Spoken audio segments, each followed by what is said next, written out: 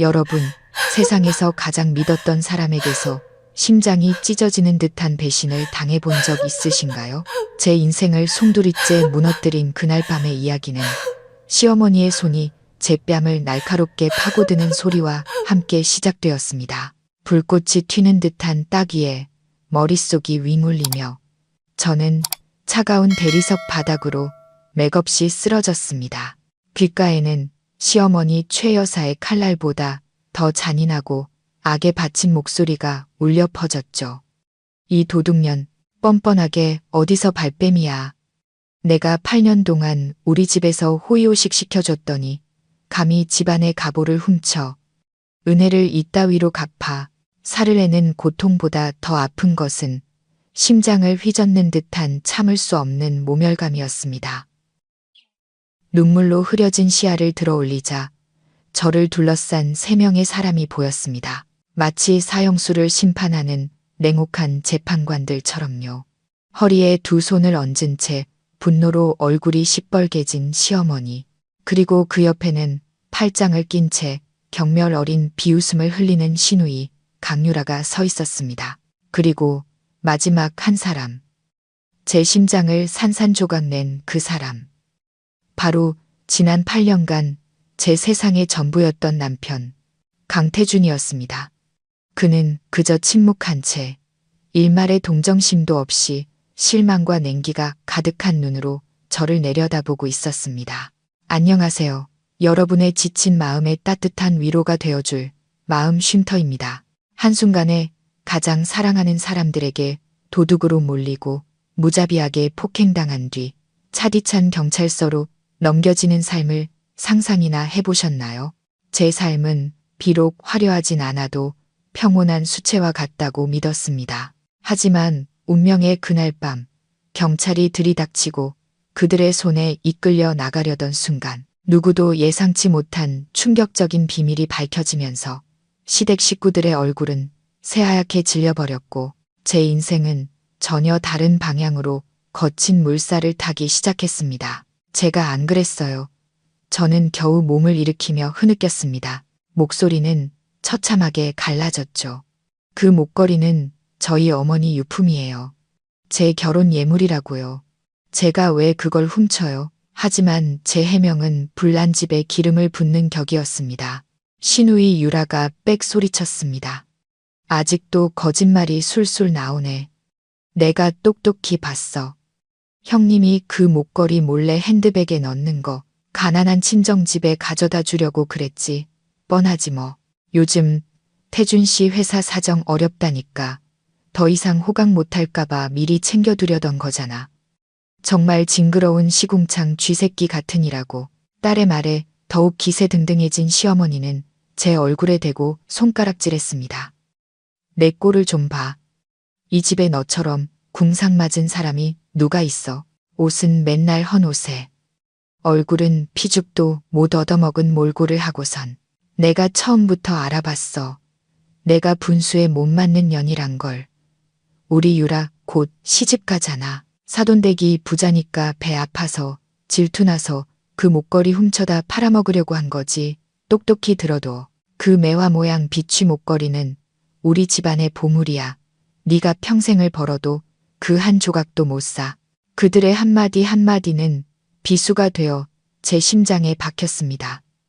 저는 마지막 희망을 걸고 남편 태준을 바라봤습니다.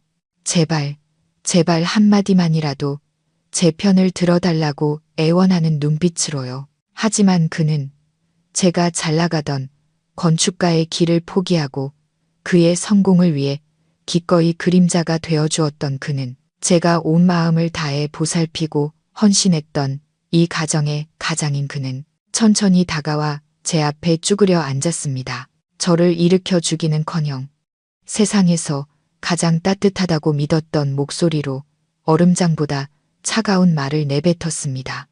서연아, 그냥 인정해. 일 더 복잡하게 만들지 말고 어머니께 목걸이 돌려드리고 잘못했다고 빌어. 다들 너무 화가 나서 그러시는 거야. 8년, 제 빛나던 청춘, 원망 한마디 없이 바쳤던 8년의 사랑과 희생의 대가가 고작 이런 치욕과 잔인한 한마디란 말인가요? 그는 저를 믿지 않았습니다. 저를 벌레 보듯 무시하는 그의 어머니와 여동생을 믿었습니다. 눈물이 부쉈습니다. 대신 텅 빈 공허함이 제 영혼을 잠식했습니다. 저는 웃었습니다. 우는 것보다 더 비참하게 일그러진 미소였죠. 당신도 내가 도둑이라고 생각해? 태주는 제 시선을 피하며 자리에서 일어났습니다. 그의 목소리에는 짜증이 가득했죠. 말 길게 하기 싫다. 끝까지 인정 안 하겠다면 나도 어쩔 수 없어. 그는 망설임 없이 휴대폰을 꺼내 들었습니다. 어머니, 경찰에 신고할게요. 경찰 불러서 누가 옳고 그른지 명명백백히 밝히죠. 전 도둑질하는 아내랑은 한 집에서 못 삽니다. 경찰 신고라니. 그 두 단어는 제 머리 위로 떨어진 날벼락과도 같았습니다. 그들은 저를 모욕하는 것을 넘어 전과자로 만들어 제 인생을 완전히 파멸시키려 하고 있었습니다. 그래, 당장 신고해. 전현을 감옥에 쳐넣어야 정신을 차리지. 시어머니와 유라가 쌍수 들고 환영했습니다. 태주는 일말의 망설임도 없이 마치 자신이 피해자인 양 세상에서 가장 가련한 목소리로 경찰에 신고했습니다. 이윽고 골목 어귀에서부터 들려오는 경찰차 사이렌 소리가 점점 가까워질수록 제 심장은 미친 듯이 요동쳤습니다. 저는 바닥에 주저앉은 채 속수무책의 절망감에 빠졌습니다. 문이 열리고 관할 지구대 소속 경찰 2명이 들어왔습니다. 그들은 태준의 가족을 보더니 꽤 안면이 있는 듯 반갑게 인사했습니다.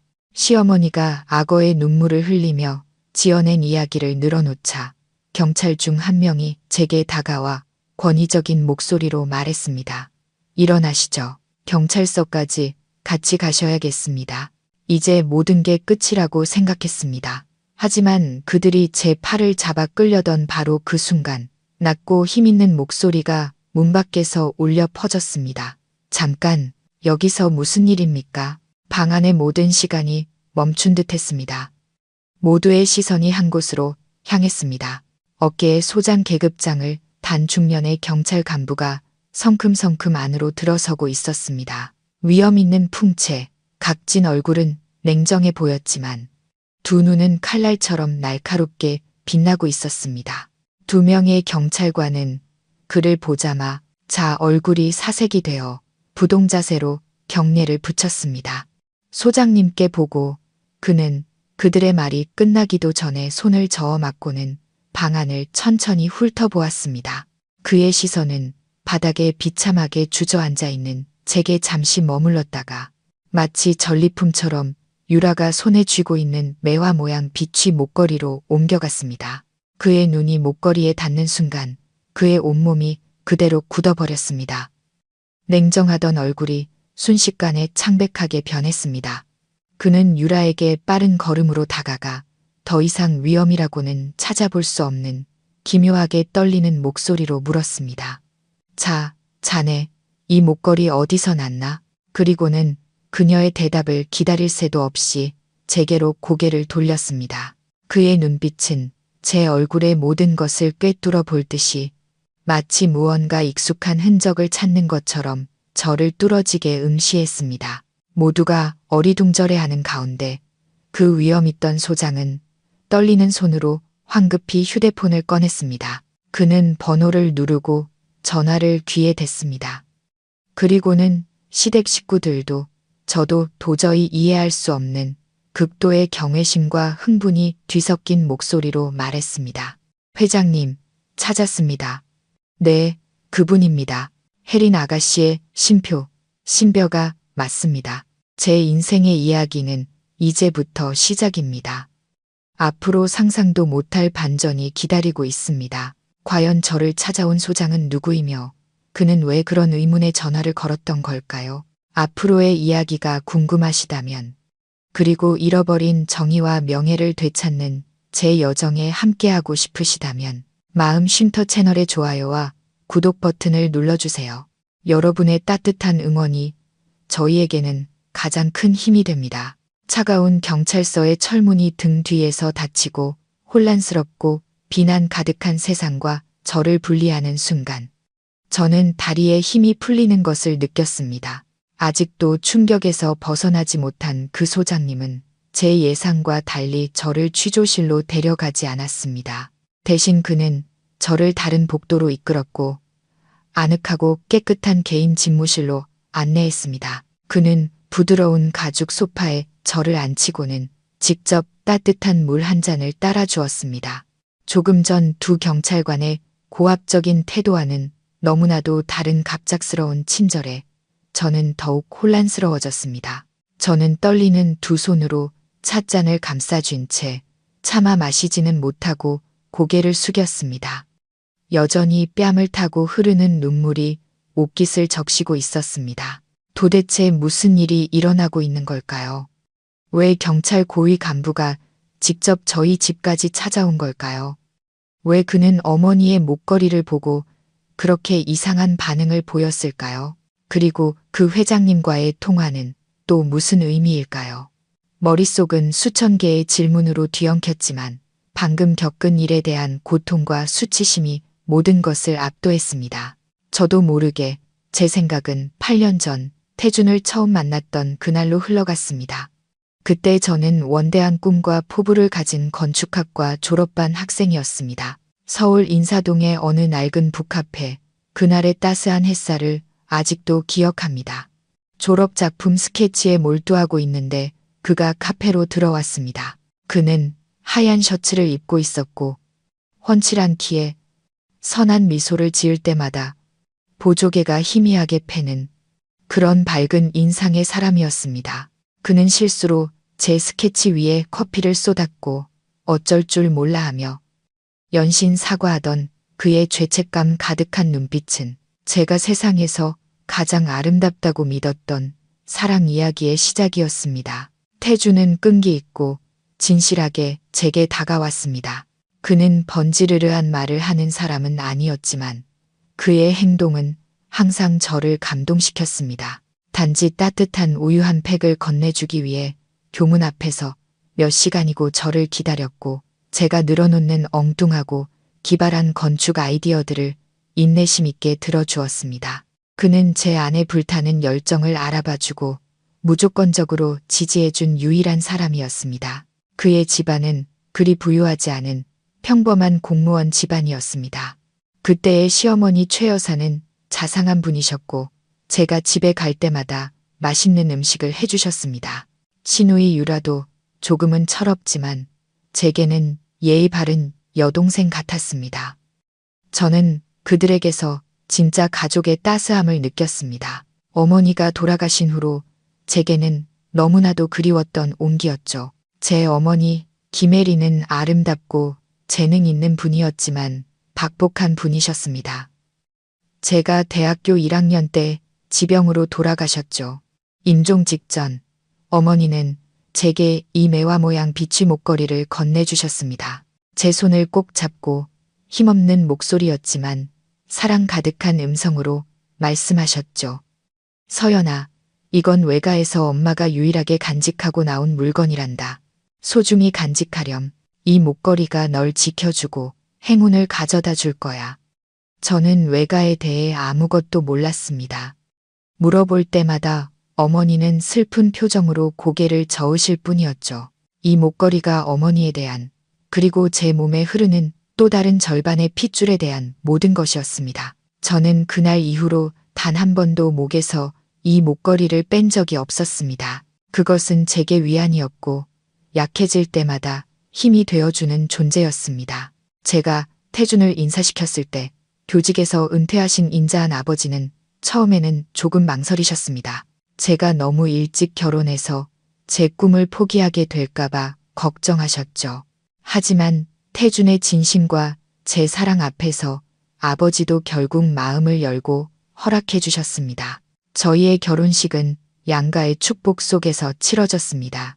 저는 우수한 성적으로 건축학과를 졸업했고 여러 대기업에서 스카우트 제의를 받았습니다.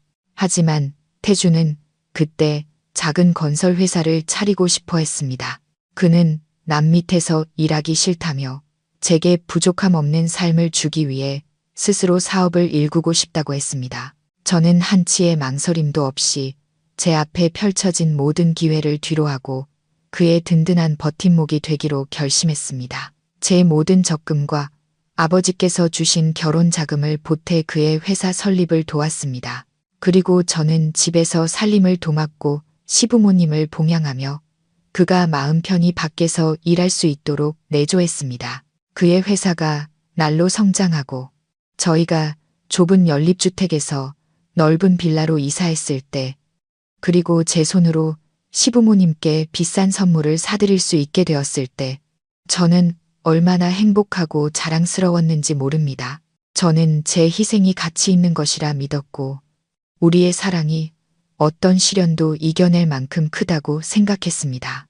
8년, 기나긴 8년 동안 저는 그의 그림자처럼 살았습니다. 그의 기쁨이 제 기쁨이었고 그의 슬픔이 제 슬픔이었습니다. 저는 제 자신을 잊었고 유능한 건축가가 되겠다는 꿈도 잊었습니다. 제 세상은 부엌과 그가 돌아오기를 기다리는 따뜻한 저녁 식사가 전부였습니다. 그런데 부드러운 노크 소리가 저를 고통스러운 기억의 강에서 건져냈습니다. 소장님이 뜨거운 김이 나는 식판을 들고 들어오셨습니다. 조금이라도 먹어두게. 저녁부터 아무것도 못 먹었을 텐데 저는 고개를 저었습니다. 목이 메어 도저히 아무것도 넘길 수가 없었습니다. 그는 맞은편 의자에 앉아 식판을 테이블 위에 놓았습니다. 저를 바라보는 그의 눈빛은 더 이상 낯설지 않았습니다. 그 안에는 안타까움과 아주 오랜만에 느껴보는 따뜻한 애정이 담겨 있었습니다. 자네 이름이 박서연이 맞나? 그가 조금은 불확실한 목소리로 물었습니다. 저는 깜짝 놀랐습니다. 박서연, 그 이름은 어머니가 살아계실 때 부르시던 이름이었습니다. 나중에 서류를 정리하면서 어찌 된 일인지 서연이라는 이름만 남게 되었죠. 어떻게 그 이름을? 그는 바로 대답하지 않고 붉어진 눈으로 저를 그저 조용히 바라보았습니다. 그리고는 낮고 아득한 슬픔이 묻어나는 목소리로 말했습니다. 내가 자네 어머니 김혜린의 동생 김진혁이니까. 내가 자네 외삼촌일세. 서연아. 그의 말은 시어머니의 따기보다 더 끔찍한 충격으로, 태준의 배신보다 더 아픈 고통으로 제 귓가를 때렸습니다. 이미 산산조각난 제 세상이 다시 한번 송두리째 뒤집히는 순간이었습니다. 모든 것이 너무나 버거웠고 너무나 비현실적이었습니다. 어떻게 그럴 수가 있죠?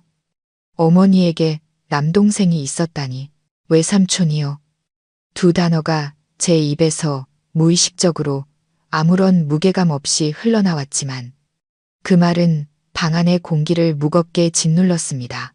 저는 눈앞에 경찰 제복을 입은 남자를 보며 그의 위험 있는 얼굴에서 어머니와의 희미한 연결고리라도 찾아보려 애썼습니다. 하지만 아무것도 보이지 않았습니다. 제가 아는 어머니는 인자한 아버지와 비취 목걸이만을 남긴 채 저를 홀로 두고 떠난 분이었습니다. 어머니는 단 한 번도 자신의 가족, 형제, 외가라는 곳에 대해 말씀하신 적이 없었습니다. 제게 어머니의 세상은 미스터리로 가득한 빈 공간, 앞부분이 모두 뜯겨나간 책과도 같았습니다. 농담하시는 거죠? 저희 아버지는 어머니가 어릴 때 부모님을 엮게 고아라고 하셨어요. 제 외삼촌이라고 말하는 김진혁 소장은 바로 대답하지 않았습니다. 그는 깊은 한숨을 내쉬었습니다. 그 한숨에는 20년이 넘는 세월의 회한과 그리움이 담겨 있었습니다. 그는 지갑에서 시간이 흘러 누렇게 변색된 낡은 사진 한 장을 꺼내 제 쪽으로 밀었습니다. 이걸 보게. 그러면 아마 이해할 수 있을 걸세. 사진 속에는 가을 햇살처럼 환하게 웃고 있는 젊고 아름다운 여인이 있었습니다. 그녀는 하얀 한복을 입고 있었고 검고 긴 머리카락이 어깨까지 흘러내렸습니다. 그녀의 옆에는 군복을 입은 젊은 청년이 서 있었습니다.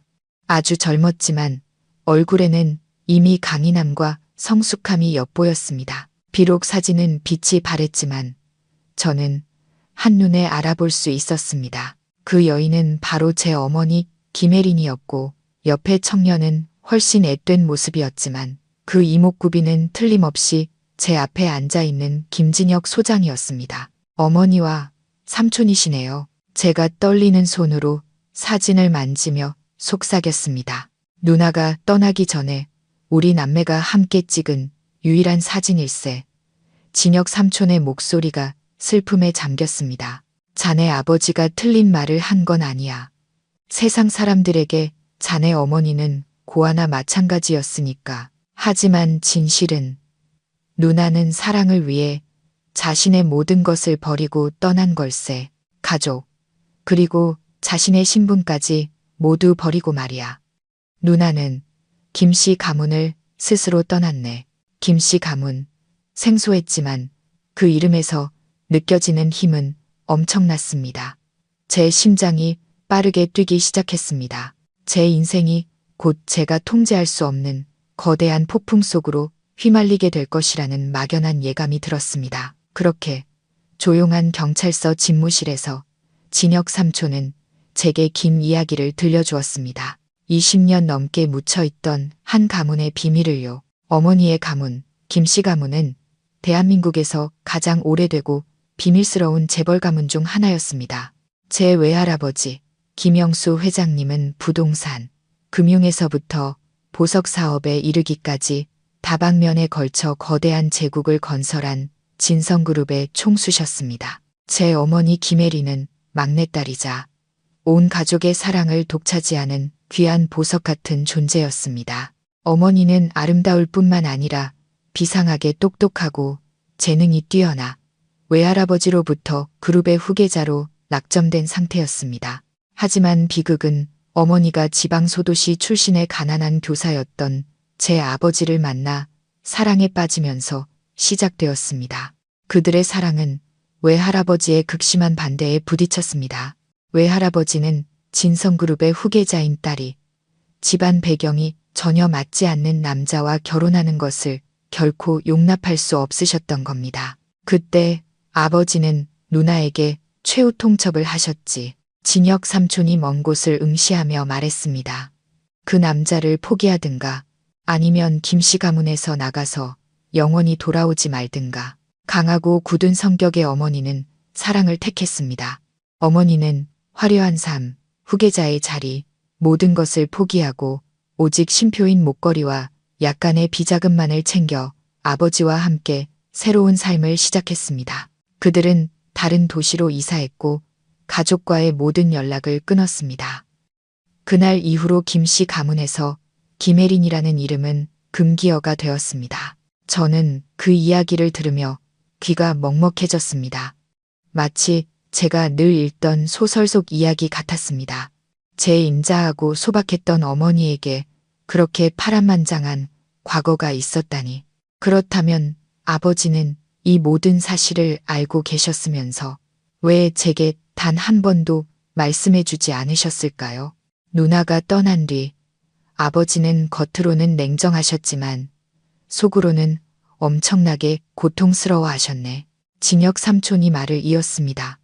비밀리에 사람을 풀어 사방으로 누나를 찾아다녔지만 찾을 수가 없었지. 그러다 누나가 지병으로 세상을 떠났다는 소식을 듣고는 거의 무너지셨어. 아버지는 자신의 고집이 딸을 죽게 만들었다고 늘 자책하셨지. 아버지를 버티게 한 유일한 희망은 바로 자네의 존재였네. 누나가 아이를 낳았다는 것은 알았지만 도저히 행방을 찾을 수가 없었지. 지난 수년간 잃어버린 외손녀를 찾는 것이 아버지의 가장 큰 수건이셨다네. 그 매화 모양 목걸이, 그건 단순한 장신구가 아닐세. 진성그룹 후계자의 신표이자 세상에 단 하나뿐인 비취의 원석으로 만든 것이지. 각각의 꽃잎에는 가문 사람만이 알아볼 수 있는 비밀 표식이 새겨져 있네. 오늘 오후 자네 시누이 손에 들린 그 목걸이를 보는 순간 내가 자네를 찾았다는 것을 직감했지. 이야기는 끝났지만 저는 극심한 충격에 휩싸여 있었습니다.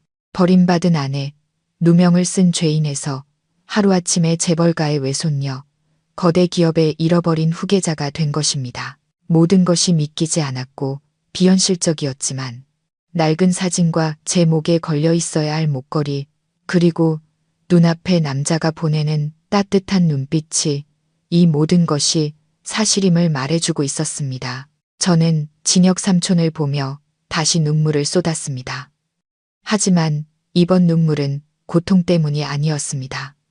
형언할 수 없는 복잡한 감정 때문이었죠. 방금 혈육을 기댈 곳을 찾았지만 동시에 제가 알던 평온한 삶은 영원히 사라졌다는 것을 깨달았습니다.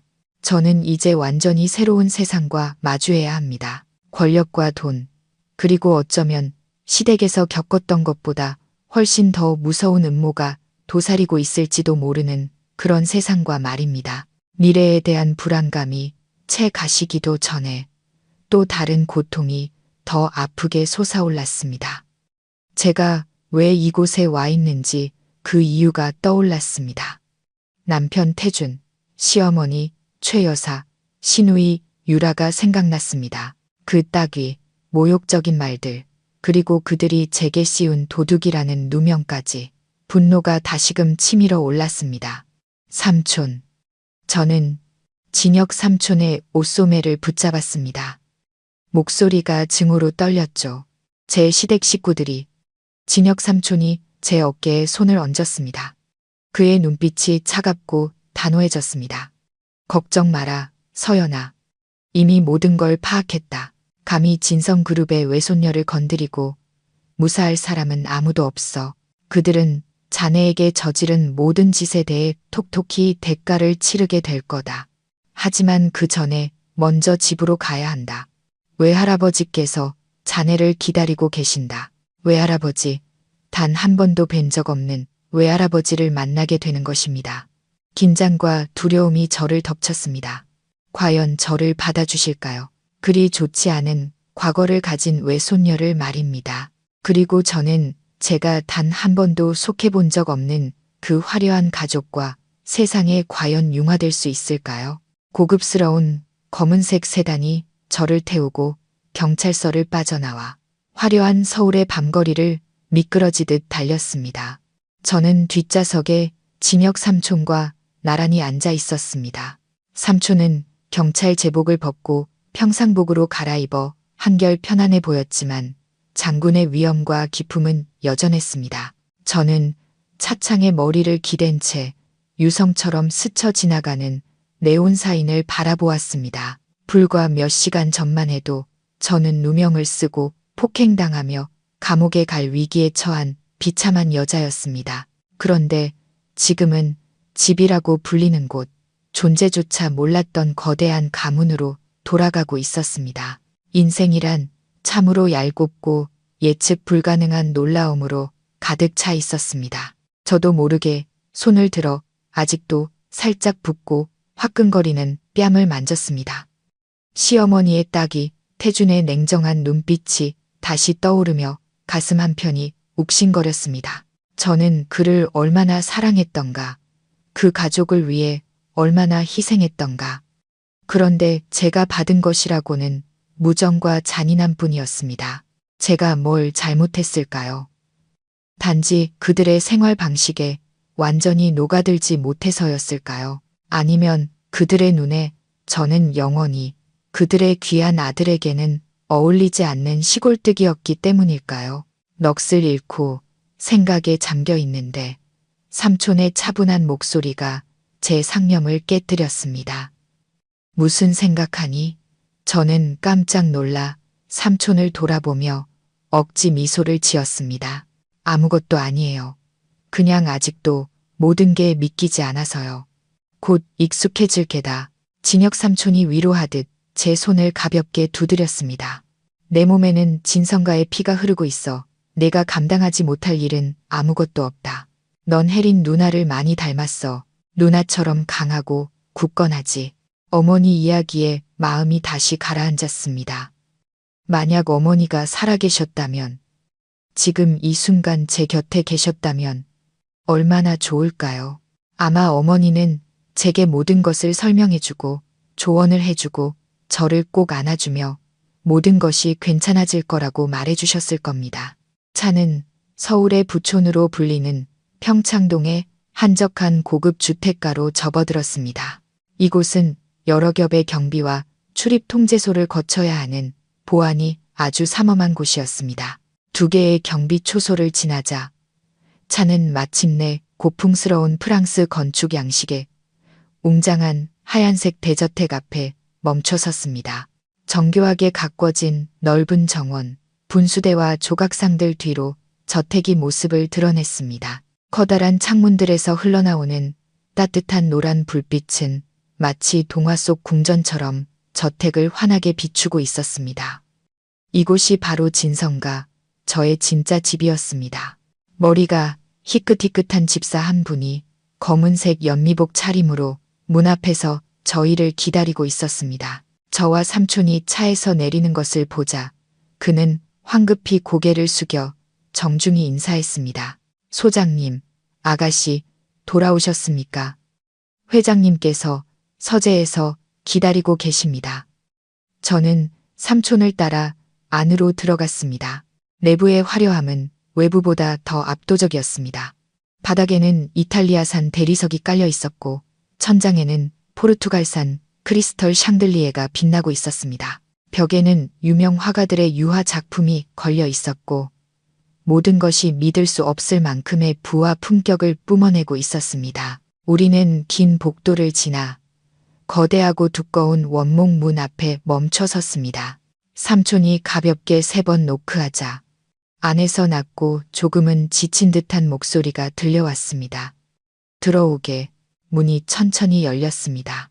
천장까지 닿는 높은 책장에 오래된 가죽 장정의 책들이 가득 꽂혀 있는 거대한 서재가 눈앞에 펼쳐졌습니다. 방 중앙에는 마호가니 재질의 커다란 책상이 놓여 있었고 그 뒤에는 등이 굽고 머리가 하얗게 센 노인이 돋보기를 쓴 채 무언가 서류를 읽고 있었습니다. 비록 나이 들어 쇠약해 보였지만 그에게서는 오랫동안 권력의 정점에 있었던 사람 특유의 위엄이 느껴졌습니다. 바로 제 외할아버지 진성그룹의 김영수 회장님이셨습니다. 문 열리는 소리에 그는 고개를 들었고 돋보기 너머로 눈을 가늘게 뜨고 저를 뚫어지게 바라보았습니다. 그의 시선이 제 얼굴에 닿았을 때 저는 그가 서류를 쥐고 있던 손이 떨리는 것을 똑똑히 보았습니다. 종이가 책상 위로 떨어졌지만 그는 전혀 신경 쓰지 않았습니다. 그는 천천히 돋보기를 벗고 저를 더 자세히 보려고 애썼습니다. 혜리나, 그는 제 어머니의 이름을 나지막이 불렀습니다. 아, 아닙니다. 아버님, 서연입니다. 혜린 누님의 딸, 아버님의 외손녀입니다. 진혁 삼촌이 감격에 겨운 목소리로 말했습니다. 외할아버지는 천천히 자리에서 일어나 책상에 손을 짚고 힘겹게 한 걸음 제게로 다가오셨습니다. 가까워질수록 그의 눈가는 점점 붉어졌습니다. 그는 제 앞에 멈춰서서 주름진 손을 떨며 들어올려 제 뺨과 머리카락을 부드럽게 쓰다듬었습니다. 마치 이 모든 것이 현실이라는 것을 믿지 못하는 것처럼요. 닮았어. 너무나도 닮았구나. 내 어미 젊었을 때랑 판박이야. 눈물이 그의 주름진 얼굴을 타고 흘러내렸습니다. 그는 저를 힘껏 그리고 아주 따뜻하게 끌어안았습니다. 내 손녀야. 드디어 돌아왔구나. 할아비가 미안하다. 정말 미안하다. 저는 할아버지의 품에 안겨 가만히 있었습니다. 인생의 황혼기에 접어든 한 남자의 떨림을 수십 년간 억눌러온 회한과 사랑을 느끼며 저 역시 참았던 눈물을 터뜨리고 말았습니다. 태어나서 처음으로 저는 외조부모의 사랑이 어떤 것인지 느낄 수 있었습니다. 그날 밤 저는 오랫동안 서재에 머물며 외할아버지와 삼촌에게서 어머니와 가문에 대한 이야기에 나머지 조각들을 들었습니다. 저는 시어머니 최 여사가 과거에 진성가에서 일했던 가정부였다는 사실을 알게 되었습니다. 그녀는 제 어머니의 화려한 삶을 곁에서 지켜보았고 아마 그때부터 그녀의 마음속에 질투와 시기심이 싹댐을 겁니다. 그녀는 제 어머니의 신분을 알면서도 모른 척했고 아마도 저를 더 쉽게 조종하고 억압하기 위해 그랬을 겁니다. 그녀가 제게 훔쳤다고 누명을 씌운 그 목걸이, 사실 그녀는 그 가치를, 그것이 진성가의 신표라는 것을 똑똑히 알고 있었습니다. 그녀는 단지 물질적 가치 때문에 그것을 빼앗으려 한 것이 아니라 저와 제 가문을 잇는 마지막 연결고리마저 끊어버리고 싶었던 것입니다. 참으로 악랄하고 치밀하게 계산된 음모였습니다. 제 마음속에 증오가 다시금 차올랐습니다. 그녀는 제 결혼 생활을 망가뜨렸을 뿐만 아니라 제 과거와 미래까지 모두 훔치려 했습니다. 하지만 저는 더 이상 두렵지 않았습니다. 저는 제 곁에 있는 외할아버지와 진혁 삼촌을 보았습니다. 저는 더 이상 혼자가 아니라는 것을 알았습니다. 이 싸움에서 저는 반드시 모든 것을 되찾을 것입니다. 제 자신의 명예뿐만 아니라 돌아가신 어머니를 위한 정의까지도요. 복수를 위한 계획이 제 머릿속에서 구체화되기 시작했습니다. 저는 시댁 식구들의 가면을 벗기는 것에서 그치지 않을 겁니다. 그들이 제게 그랬던 것처럼 모든 것을 잃는 기분이 어떤 것인지 똑똑히 느끼게 해줄 겁니다. 그리고 그 계획의 첫 단계는 그들이 스스로 파놓은 함정 속으로 더 깊이 빠져들게 만드는 것이었습니다. 하지만 어떻게 저는 이곳에 있고 그들은 밖에서 저를 감옥에 보냈다고 생각하며 승리에 도취해 있을 텐데 말입니다. 다음 날 아침 저는 낯선 방에서 눈을 떴지만 이상하게도 마음은 평온했습니다. 그곳은 어머니가 쓰시던 방이었습니다. 모든 것이 거의 완벽하게 보존되어 있었죠.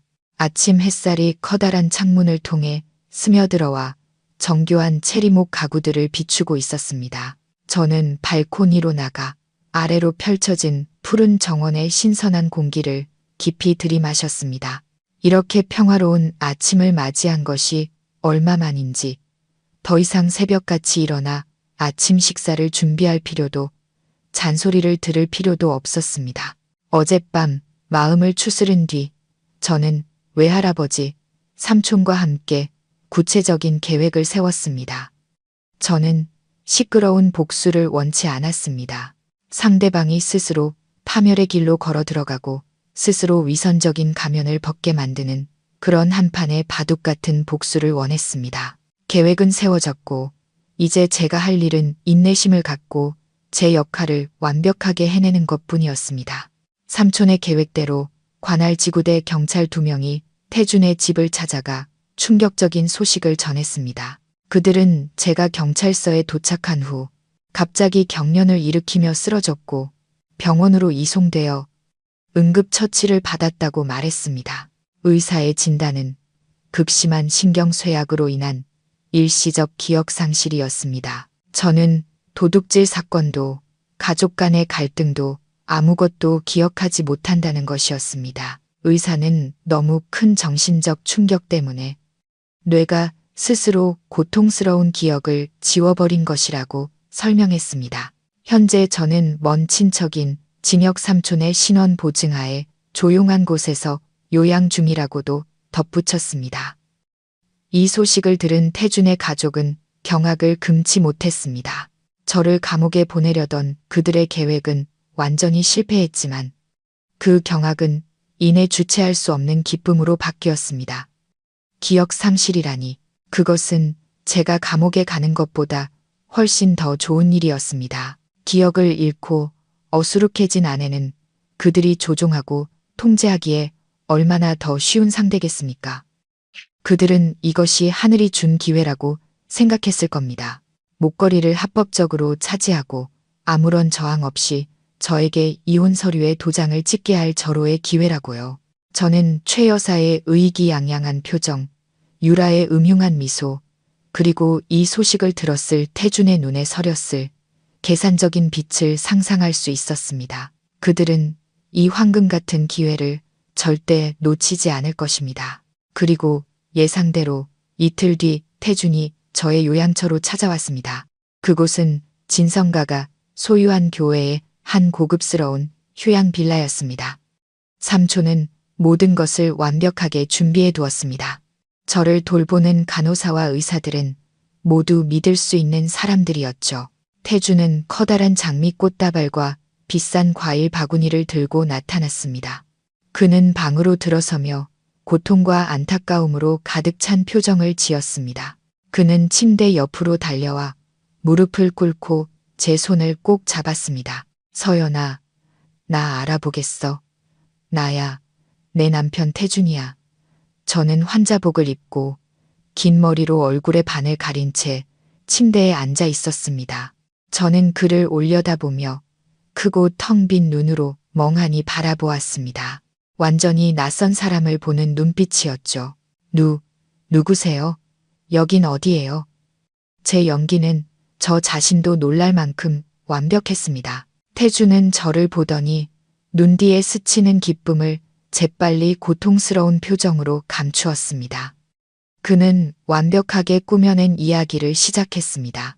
그는 우리가 아주 행복한 부부였으며 제가 사고를 당해 머리를 심하게 다쳐 기억을 잃었다고 말했습니다. 그는 다툼이나 절도 누명에 대해서는 한마디도 꺼내지 않았습니다.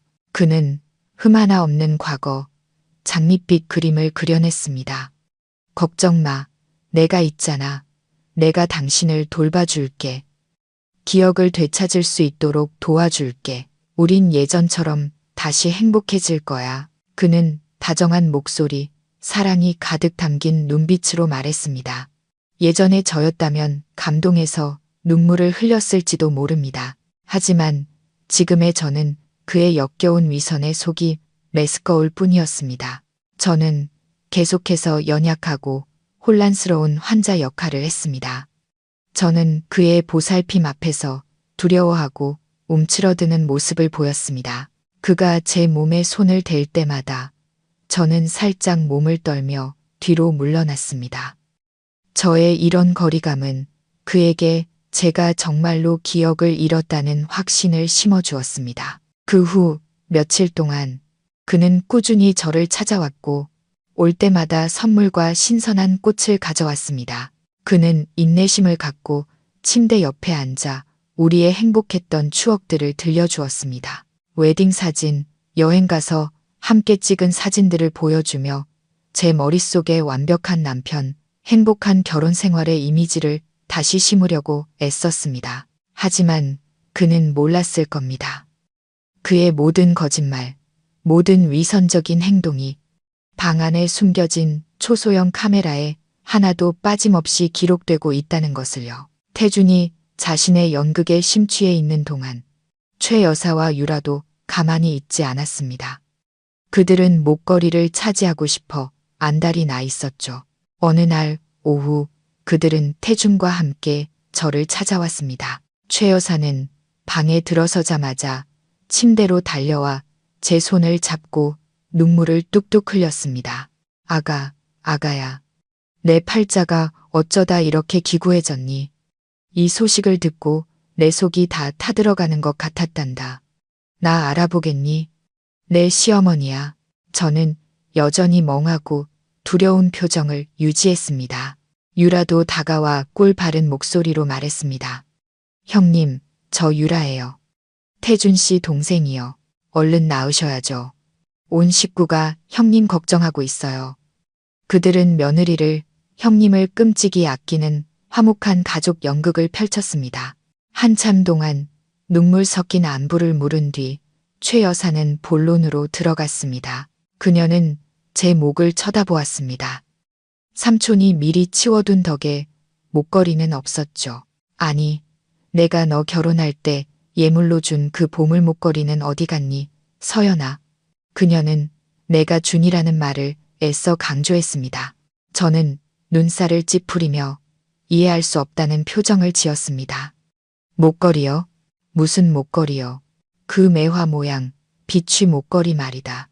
내가 결혼식 날 내게 주면서 소중히 간직하라고 신신당부하지 않았니? 그건 우리 집안의 보물이라 잃어버리면 절대 안 된단다.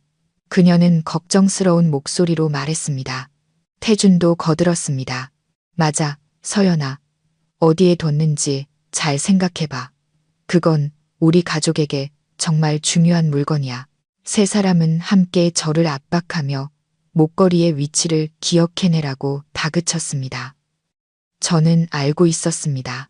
제가 말하는 순간 그들은 보관해주겠다는 핑계로 즉시 그것을 가져갈 것이라는 것을요. 절도 누명이라는 연극은 이제 더 정교하고 교활한 새로운 연극으로 대체되었습니다. 그들은 제가 스스로 보물을 바치기를 원했습니다.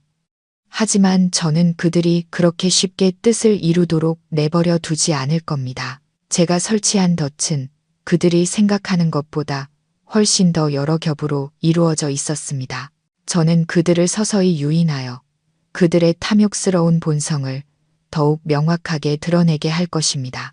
그리고 그때 단 한 번의 반격으로 그들이 다시는 일어설 수 없도록 만들 겁니다. 목걸이에 대한 시댁 식구들의 집요한 질문 공세에 저는 여전히 기억을 잃은 사람의 멍하고 가련한 표정을 유지했습니다. 저는 고개를 세차게 저으며 두 손으로 머리를 감싸 쥐고 극심한 고통과 혼란에 빠진 척 연기했습니다. 저 기억 안 나요. 머리가 너무 아파요. 아무것도 기억나지 않아요. 제 연기는 그들을 완벽하게 속였습니다. 그런 저를 보고 태주는 황급히 어머니와 여동생에게 조용히 하라는 신호를 보냈습니다. 그는 저를 눕히며 걱정스러운 목소리로 말했습니다. 됐어, 됐어. 기억 안 나면 그만둬. 너무 애쓰다가 건강만 해치겠어. 그 목걸이가 아무리 귀한들 당신보다 중요하겠어. 일단 푹 쉬어. 그러다 보면 언젠가 기억나겠지. 그는 아내의 건강을 최우선으로 생각하는 지극히 아내를 사랑하는 남편인 척 달콤한 말을 속삭였습니다. 하지만 저는 알고 있었습니다. 그의 마음속도, 그의 가족들 마음속도 지금 불타는 듯이 초조할 것이라는 것을요. 그들은 그렇게 엄청난 가치의 물건이 저처럼 기억을 잃은 사람의 손에 있다는 사실에 결코 안심할 수 없었을 겁니다. 제가 멍한 상태에서 그것을 잃어버리거나 최악의 경우 다른 사람에게 줘버릴까 봐 두려웠을 테죠. 다음 며칠 동안 그들은 번갈아 가며 저를 보살폈지만 실제 목적은 목걸이를 찾는 것이었습니다. 제가 잠들 때마다 그들은 옷장부터 서랍, 침대 밑까지 방 안 구석구석을 몰래 뒤졌습니다. 그들의 도둑고양이 같은 행동은 모두 카메라에 선명하게 기록되었습니다. 물론 그들은 아무것도 찾을 수 없었습니다. 목걸이는 그들이 상상도 못할 안전한 곳에 보관되어 있었으니까요. 몰래 찾는 방법이 실패하자 그들은 다른 수법을 쓰기 시작했습니다. 바로 감성을 이용한 유인책이었죠. 태주는 저와 함께 있는 시간을 늘렸습니다. 그는 자신이 지어낸 낭만적인 사랑 이야기를 들려주고 빌라 정원을 함께 산책했으며 심지어 서툰 솜씨로 노래를 불러주기도 했습니다. 그는 우리 사이의 사랑을 되살려 어느 순간 제가 감동해서 신표를 숨겨둔 장소를 기억해내기를 바랐습니다. 최 여사는 태도를 180도 바꿨습니다. 더 이상 날카롭고 악독한 모습은 온데간데 없고 진짜 어머니처럼 자상하고 부드러워졌습니다.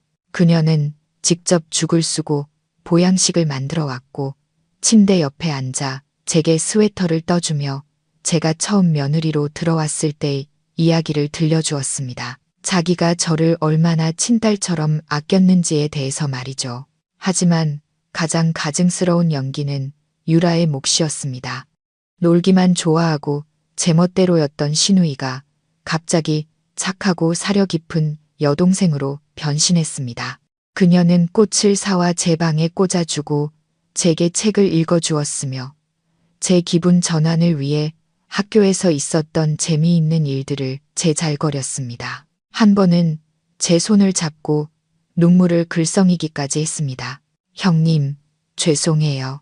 예전에 제가 철이 없어서 형님 마음 아프게 한 적 많았죠. 형님이 이렇게 아프고 나니 제가 얼마나 후회되는지 몰라요. 얼른 건강해지셔야 해요.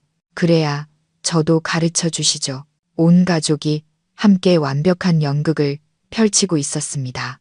그들은 저를 꿀처럼 달콤하지만 독이 가득한 가짜 사랑의 고치 안에 가두었습니다. 그들은 기억을 잃은 제가 쉽게 감화되어 그들의 손 안에서 순순히 움직이는 꼭두각시가 될 것이라고 생각했습니다.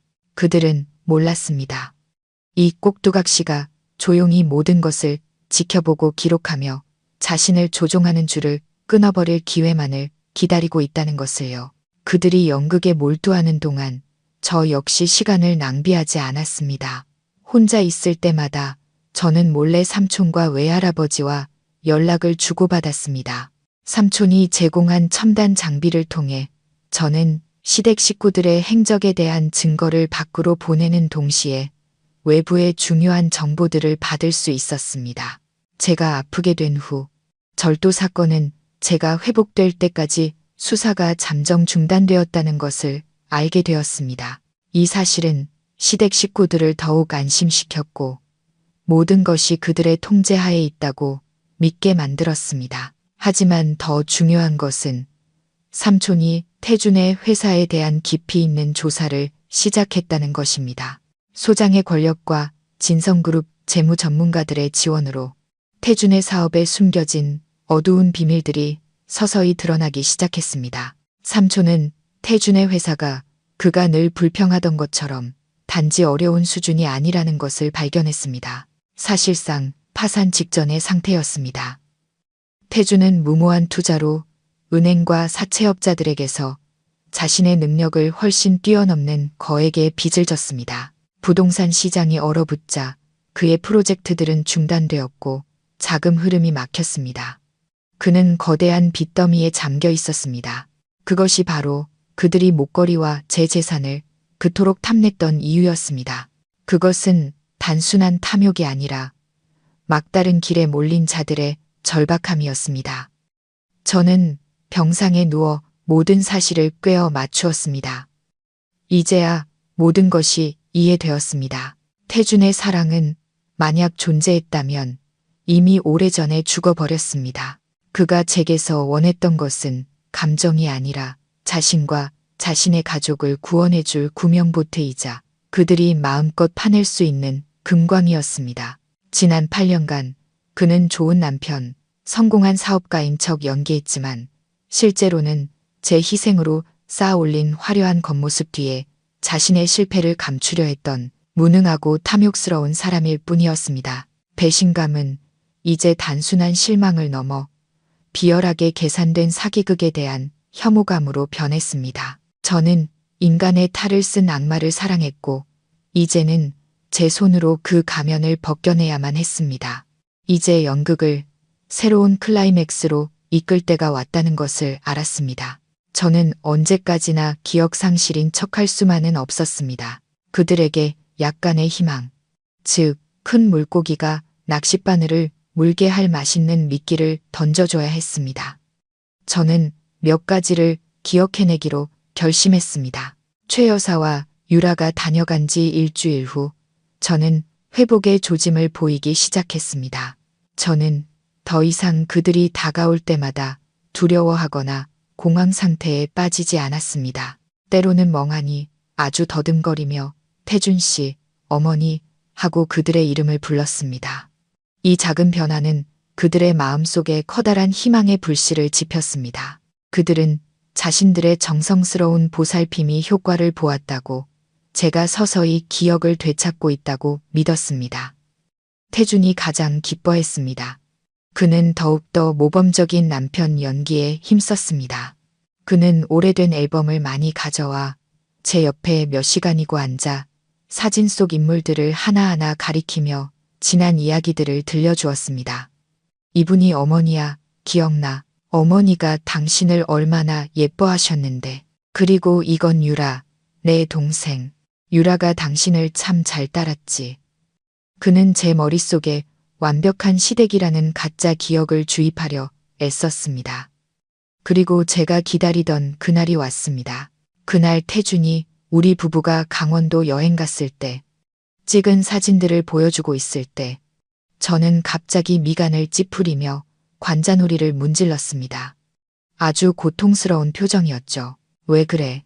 또 머리 아파? 태준이 걱정하며 물었습니다. 저는 대답 없이 눈을 감고 의미 없는 단어들을 중얼거렸습니다. 산, 절, 상자. 태준은 몸이 굳었습니다. 그는 제 귓가에 바싹 다가와 다급한 목소리로 물었습니다. 뭐라고? 무슨 산? 어떤 절? 상자라니? 저는 천천히 눈을 떴습니다. 몽롱하고 흐릿한 눈으로 그를 바라보았죠. 모르겠어요. 그냥 산 위에 있는 절이랑 빨간 나무 상자가 보여요. 저는 다시 머리를 감싸쥐고 신음했습니다. 아파요. 더 이상 생각이 안 나요. 제 연극은 대성공이었습니다. 비록 제가 던진 정보는 단편적이고 앞뒤가 맞지 않았지만 애타게 무언가를 찾고 있던 태준에게는 그것만으로도 엄청난 단서였습니다. 그는 황급히 저를 눕히고 쉬라고 다독였지만 저는 그의 눈에서 계산과 환희의 빛이 번뜩이는 것을 똑똑히 보았습니다. 그는 목걸이가 어느 산 위에 있는 절, 빨간 나무 상자 안에 보관되어 있다고 믿었습니다. 그날 오후 제가 깊이 잠든 것을 확인한 후 태준은 서둘러 떠났습니다. 저는 문틈으로 몰래 엿보았습니다. 그는 누군가에게 아주 급한 목소리로 전화를 걸고 있었습니다. 저는 그가 가족에게 이 소식을 알리고 있으며 그들이 곧 대규모 보물찾기를 시작할 것이라는 것을 알았습니다. 아니나 다를까. 다음 날 저는 최 여사와 유라가 병문안 와서 나누는 대화를 엿들었습니다. 그들은 태준이 사람을 시켜 설악산, 오대산, 심지어 강원도의 모든 사찰을 뒤지고 있다고 속삭였습니다. 그들은 적지 않은 시간과 돈을 들여 절 구석구석을 뒤지고 스님들에게 물어봤지만 결과는 허탕이었습니다. 실패는 그들을 점점 더 초조하고 짜증나게 만들었습니다. 저에 대한 그들의 태도도 점차 변했습니다. 더 이상 인내심을 갖고 달래지 않고 거칠게 다그치기 시작했습니다. 정신 똑바로 차리고 기억해봐. 절 말고 또 다른 건 뭐 없어. 그 상자 어디다 둔 거냐고. 최 여사가 제 어깨를 거세게 흔들었습니다.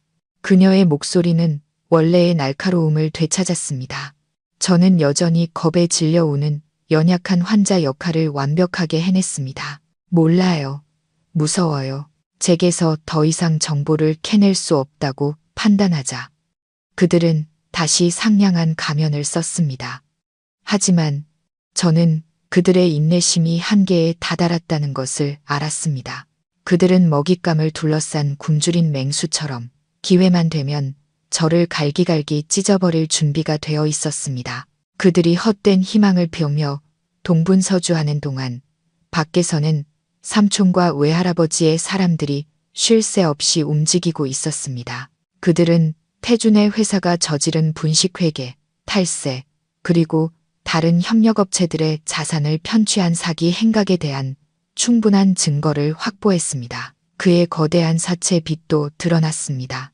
알고 보니 태준은 무능할 뿐만 아니라 도박에 빠져 엄청난 돈을 탕진한 중독자이기도 했습니다. 그는 지금 은행과 조폭 양쪽에서 쫓기고 있었습니다. 그는 정말로 막다른 길에 몰려 있었습니다. 이제 결정타를 날릴 시간이었습니다. 그들이 다시는 일어설 수 없게 만들 치명적인 한 방을요. 저는 목걸이를 숨긴 장소를 기억해내기로 결심했습니다. 하지만 그 장소는 절이 아니라 완벽하게 준비된 덫이 될 것이었습니다. 어느 날 아침, 태준이 지친 얼굴로 제게 사과를 깎아주고 있을 때 저는 갑자기 벌떡 일어나 허공을 응시했습니다. 생각났어요. 기억났어요. 제 목소리는 공포에 질려 있었습니다. 태준은 깜짝 놀라 칼과 사과를 내던졌습니다. 뭐가 생각났는데 목걸이, 그 상자, 절에 있지 않아요. 저는 숨을 헐떡이며 말을 이었습니다. 시골에 있는 우리 옛날 집 창고, 거기에 있어요. 시골의 낡은 창고, 그곳은 인적이 드물고 외진 곳, 계획을 실행하기에 완벽한 장소였습니다. 태준의 눈이 환하게 빛났습니다.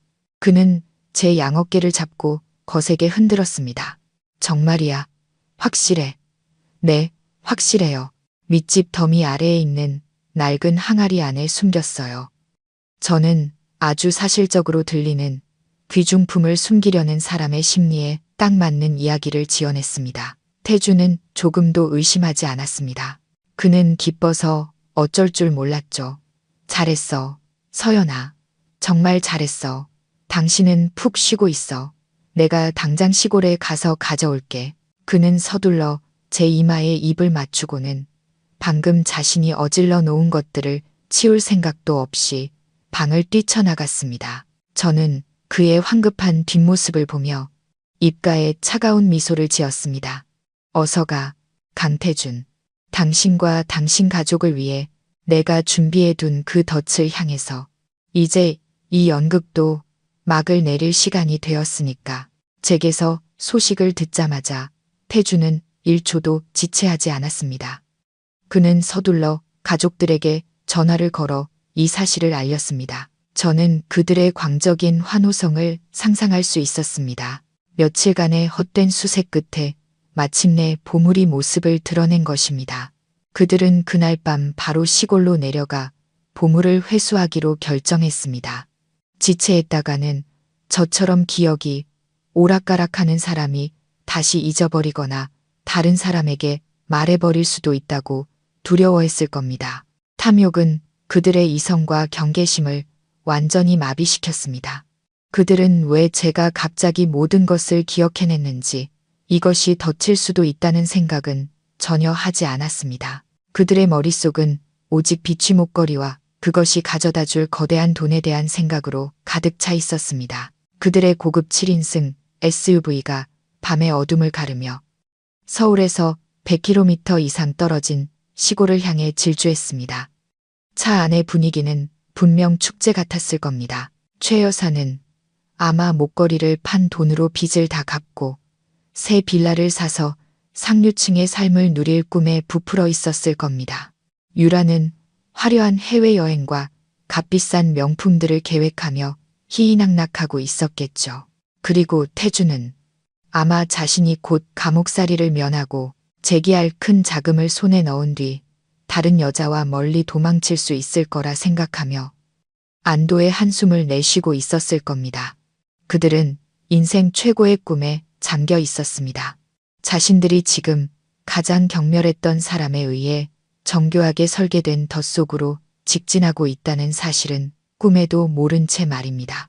태준의 옛집은 넓은 논으로 둘러싸인 작은 흙길 끝에 있었습니다. 최 여사가 아들을 따라 서울로 올라가면서 논밭을 다 팔아버린 후로 그 집은 오랫동안 버려져 있었습니다. 낡은 창고는 집 뒤편에 있었는데 양철 지붕이 녹슬어 있는 임시 건물 같았습니다. 달빛 아래 황량하고 음산한 풍경은 꽤 으스스했지만 탐욕에 눈이 먼 그들에게는 약속의 땅처럼 보였을 겁니다.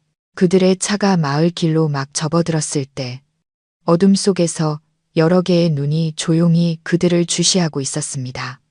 진혁 삼촌은 바쁜 와중에도 직접 이번 작전을 지휘했습니다. 삼촌과 형사들은 이미 오래전부터 그곳에 도착해 있었습니다. 논을 살피러 나온 농부들로 위장한 채 조용히 그 지역 전체를 포위하고 있었습니다. 그들은 그저 큰 물고기들이 스스로 그물 안으로 들어오기만을 기다리고 있었습니다. 차는 집에서 조금 떨어진 곳에 멈췄고 태준과 최 여사, 유라 세 사람은 손전등을 든 채 창고를 향해 살금살금 다가갔습니다. 이웃을 깨울까봐 큰 소리를 내지 않으려 조심하는 모습이었습니다. 태준이 앞장서서 쇠막대기로 녹슨 자물쇠를 부댔습니다. 창고 문이 삐걱거리며 열리자 안에서 어둡고 퀴퀴한 공기가 뿜어져 나왔습니다. 찬집 더미 아래 항아리 안에 있다고 했어. 태준이 흥분에 찬 목소리로 속삭였습니다. 세 사람은 함께 안으로 기어 들어갔습니다. 손전등 불빛이 낡은 잡동사니와 거미줄로 가득한 내부를 훑었습니다. 그들은 창고 구석에서 마른 볏짚 더미를 발견했습니다. 망설일 것도 없이 그들은 소매를 걷어붙이고 볏짚을 파헤치기 시작했습니다. 볏짚 먼지가 자욱하게 피어올라 기침이 터져 나왔지만 아무도 신경 쓰지 않았습니다. 그들의 머릿속에는 오직 단 하나의 목표만이 있었습니다. 찾았다. 여기 있어. 최 여사의 기쁨에 찬 외침이 울려 퍼졌습니다. 그녀는 볏짚 더미 아래에서 작은 항아리 하나를 꺼냈습니다. 항아리 입구는 낡은 천으로 단단히 막혀 있었습니다. 세 사람은 심장을 두근거리며 항아리 주위로 모여들었습니다. 태준이 떨리는 손으로 입구를 막은 천을 열었습니다. 그는 손전등으로 안을 비추었습니다. 짙은 붉은색의 나무 상자가 항아리 바닥에 놓여 있었습니다. 맞아, 그 빨간 나무 상자가 맞아. 유라가 환호했습니다. 태준은 서둘러 손을 넣어 상자를 꺼냈습니다. 꽤 정교하게 조각된 상자였습니다. 그는 조심스럽게 상자 뚜껑을 열었습니다. 하지만 안에는 목걸이가 없었습니다. 작게 접힌 쪽지 한 장만이 덩그러니 놓여 있었습니다. 태준은 멍하니 쪽지를 집어 펼쳤습니다. 희미한 손전등 불빛 아래 손으로 쓴 글씨 한 줄이 선명하게 나타났습니다. 연극의 마지막 장에 오신 것을 환영합니다. 바로 그 순간 창고 문이 쾅 소리를 내며 닫혔습니다. 외부의 빛이 완전히 차단되면서 세 사람은 칠흑 같은 어둠 속에 갇혔습니다. 뭐야? 유라가 날카롭게 비명을 질렀습니다. 누구세요? 최 여사도 떨었습니다. 태준은 황급히 문 쪽으로 손전등을 비추었습니다. 누군가 밖에서 문을 걸어 잠근 것이었습니다. 그들은 갇혔습니다. 그때 밖에서 여러 개의 강력한 서치라이트가 동시에 켜지며 양철 벽의 틈새를 통해 창고 안을 환하게 비추었습니다. 세 사람은 눈이 부셔 비명을 질렀습니다. 이어서 확성기를 통해 위험있고 단호한 목소리가 울려 퍼졌습니다. 안에 있는 사람들은 모두 포위됐다. 저항하지 말고 무기를 버리고 나와서 투항하라. 그 목소리는 다름 아닌 김진혁 소장의 목소리였습니다. 최 여사와 유라는 공포에 질려 바닥에 주저앉았습니다. 태준은 마치 유령이라도 본 듯 얼굴이 백지장처럼 하얗게 질린 채 그 자리에 얼어붙었습니다. 그는 마침내 깨달았습니다. 모든 것이 덫이었다는 것을. 그는 손에 든 쪽지와 텅 빈 상자를 번갈아 보다가 굳게 닫힌 문을 향해 고개를 들었습니다. 분노와 절망, 회한이 뒤섞인 광기, 어린 절규가 고요한 밤의 정적을 갈랐습니다. 박서연, 이 악마 같은 년, 내가 날 속였어. 하지만 그의 외침은 곧 경찰들이 문을 부수고 들이닥치는 소리에 묻혀버렸습니다. 연극은 정말로 끝났고 서툰 배우들은 너무나도 비싼 대가를 치러야 했습니다. 휴양빌라 창문으로 새날의 첫 햇살이 비쳐들었을 때 저는 천천히 눈을 떴습니다. 어젯밤 저는 거의 잠을 이루지 못했습니다. 삼촌의 팀이 설치한 숨겨진 카메라와 연결된 화면을 통해 저는 체포 작전의 전 과정을 지켜보았습니다. 저는 모든 것을 보았습니다. 상자를 찾았을 때의 환희, 그것이 비어 있다는 것을 알았을 때의 경악, 그리고 마침내 경찰에 포위되었을 때의 극심한 공포까지. 더럽고 초라한 모습으로 수갑이 채워져 경찰차에 실려가는 그들을 보며 제 마음속에는 통쾌함 같은 것은 없었습니다. 그저 텅 빈 공허함과 피로감만이 느껴졌습니다. 모든 악연이 이제 끝날 수 있을 것 같았습니다. 하지만 저는 이것이 또 다른 전쟁, 즉 법정에서의 전쟁의 시작일 뿐이라는 것을 알았습니다. 최 여사, 유라, 그리고 태준은 명예훼손, 상해, 그리고 가장 중한 사기 및 횡령 혐의로 구속수사를 받게 되었습니다. 처음에는 그들도 완강하게 모든 혐의를 부인하며 서로에게 책임을 떠넘겼습니다. 최 여사는 늙고 정신이 오락가락해서 아들이 시키는 대로 했을 뿐이라고 울며 매달렸고, 유라는 엄마 말을 따랐을 뿐이라고 주장했습니다. 그리고 태준은 모든 죄를 제게 뒤집어 씌우며 제가 부와 권력을 이용해 자신의 가족을 함정에 빠뜨렸다고 주장했습니다. 하지만 우리가 제시한 반박할 수 없는 증거들 앞에서는 그들의 완강함도 서서히 무너졌습니다. 그들이 제 방을 뒤지는 모습이 담긴 영상, 음모를 꾸미는 대화, 녹음 파일, 그리고 증인들의 증언까지, 특히 태준의 분식회계, 탈세, 그리고 사채 빚에 대한 증거가 공개되자 그는 완전히 무너져 내렸습니다. 그는 더 이상 빠져나갈 길이 없다는 것을 깨달았습니다. 그동안 저는 가문의 보호와 보살핌 속에서 완전히 건강을 회복했습니다. 저는 더 이상 기억상실 환자 연기를 하지 않았습니다. 저는 진성가로 돌아가 새로운 삶을 시작했습니다. 하지만 제 마음속에는 여전히 풀리지 않은 하나의 큰 의문이 남아 있었습니다. 바로 아버지에 대한 것이었죠. 왜 아버지는 어머니의 신분에 대해 제게 숨기셨을까요? 왜 수십 년 동안 제 혈통의 절반에 대한 정보를 숨긴 채 저를 살게 하셨을까요? 저는 아버지를 찾아가 모든 것을 물어봐야겠다고 결심했습니다. 외할아버지의 도움으로 저는 아버지의 주소를 금방 찾을 수 있었습니다. 어머니가 돌아가신 후 아버지는 옛집을 팔고 조용한 바닷가 도시의 작은 아파트에서 혼자 살고 계셨습니다. 재혼도 하지 않으시고 책과 바다를 벗삼아 은퇴한 교사의 조용하고 소박한 삶을 살고 계셨습니다. 제가 찾아간 날 아버지는 발코니에서 책을 읽고 계셨습니다. 머리는 하얗게 새고 몸은 예전보다 훨씬 더 마르고 초췌해 보이셨습니다.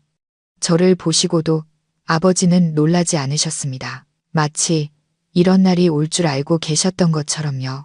아버지는 조용히 책을 내려놓고 제게 맞은편에 앉으라는 손짓을 하셨습니다. 이제 다 알게 되었구나. 아버지가 지친 목소리로 물으셨습니다. 왜요, 아버지? 왜 저한테 숨기셨어요? 제가 다소 원망 섞인 목소리로 단도직입적으로 물었습니다. 아버지는 바로 대답하지 않으셨습니다. 그는 아득한 기억을 더듬는 듯 먼 바다를 바라보셨습니다. 그건 내 어머니와의 약속이었단다, 서연아. 아버지가 이야기를 시작하셨습니다. 내 어머니는 돌아가시기 전에 내게 진성가에 대해 절대 내게 말하지 않겠다고 맹세하게 했어. 너를 음모와 계산으로 가득 찬 복잡한 세상에 끌어들이고 싶지 않아 했지. 그저 네가 다른 평범한 사람들처럼 조용하고 소박한 삶을 살기를 바랐단다. 저는 할 말을 잃었습니다. 그것이 어머니의 유언이었다니. 내 어머니는 가문이라는 두 글자 때문에 너무나도 많은 고통을 겪었단다. 아버지의 목소리가 메였습니다. 그분은 세상 그 무엇보다 너를 사랑했어.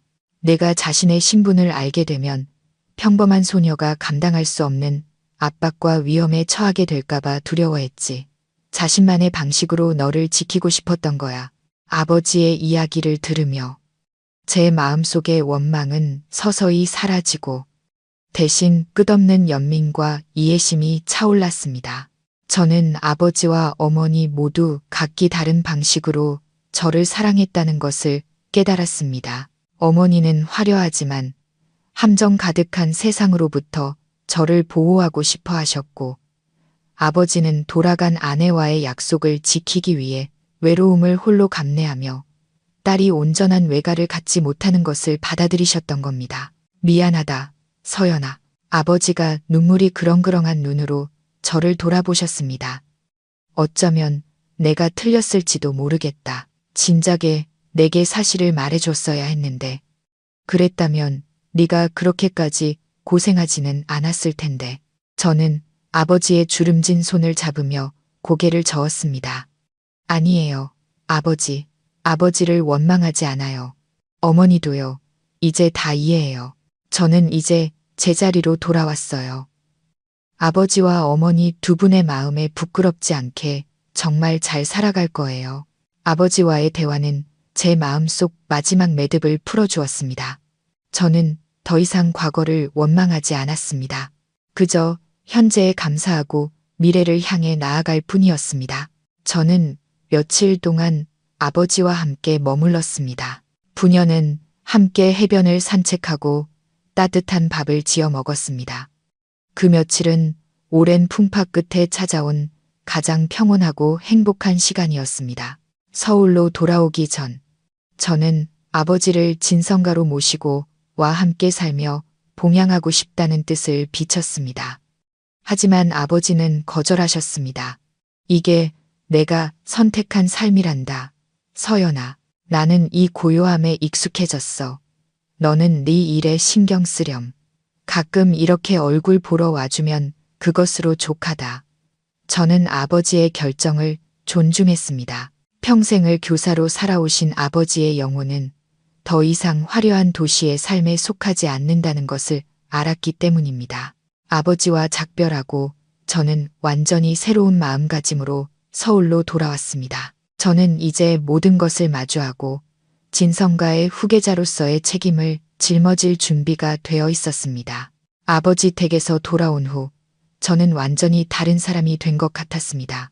마음속 마지막 걸림돌이 사라지고 그 자리에는 명료함과 굳건한 의지가 들어섰습니다. 저는 더 이상 어제의 순종적인 아내 박서연이 아니었고 몇 주 전에 어리둥절한 아가씨도 아니었습니다. 저는 김영수 회장의 외손녀이자 과거의 한 부분을 일으켜 세우고 새로운 미래를 건설해야 할 책임을 띤 진서연이었습니다. 이번에 진성가 대저택에 들어설 때는 더 이상 압도되거나 낯선 느낌이 들지 않았습니다. 위험 있고 고풍스러운 이곳은 이제 제 일부가 되었습니다. 외할아버지께서 거실에서 저를 기다리고 계셨습니다. 할아버지의 건강은 최근 들어 많이 좋아지셨습니다. 저를 보시더니 드물지만 따뜻한 미소를 지으셨습니다. 왔구나, 내 손녀. 안색이 아주 좋아 보이는구나. 네, 할아버님. 이제 준비되었습니다. 저는 조금의 망설임도 없이 할아버지의 눈을 똑바로 바라보며 단호하게 대답했습니다. 무슨 준비 말이냐? 할아버지가 궁금하다는 듯 눈썹을 치켜 세우셨습니다.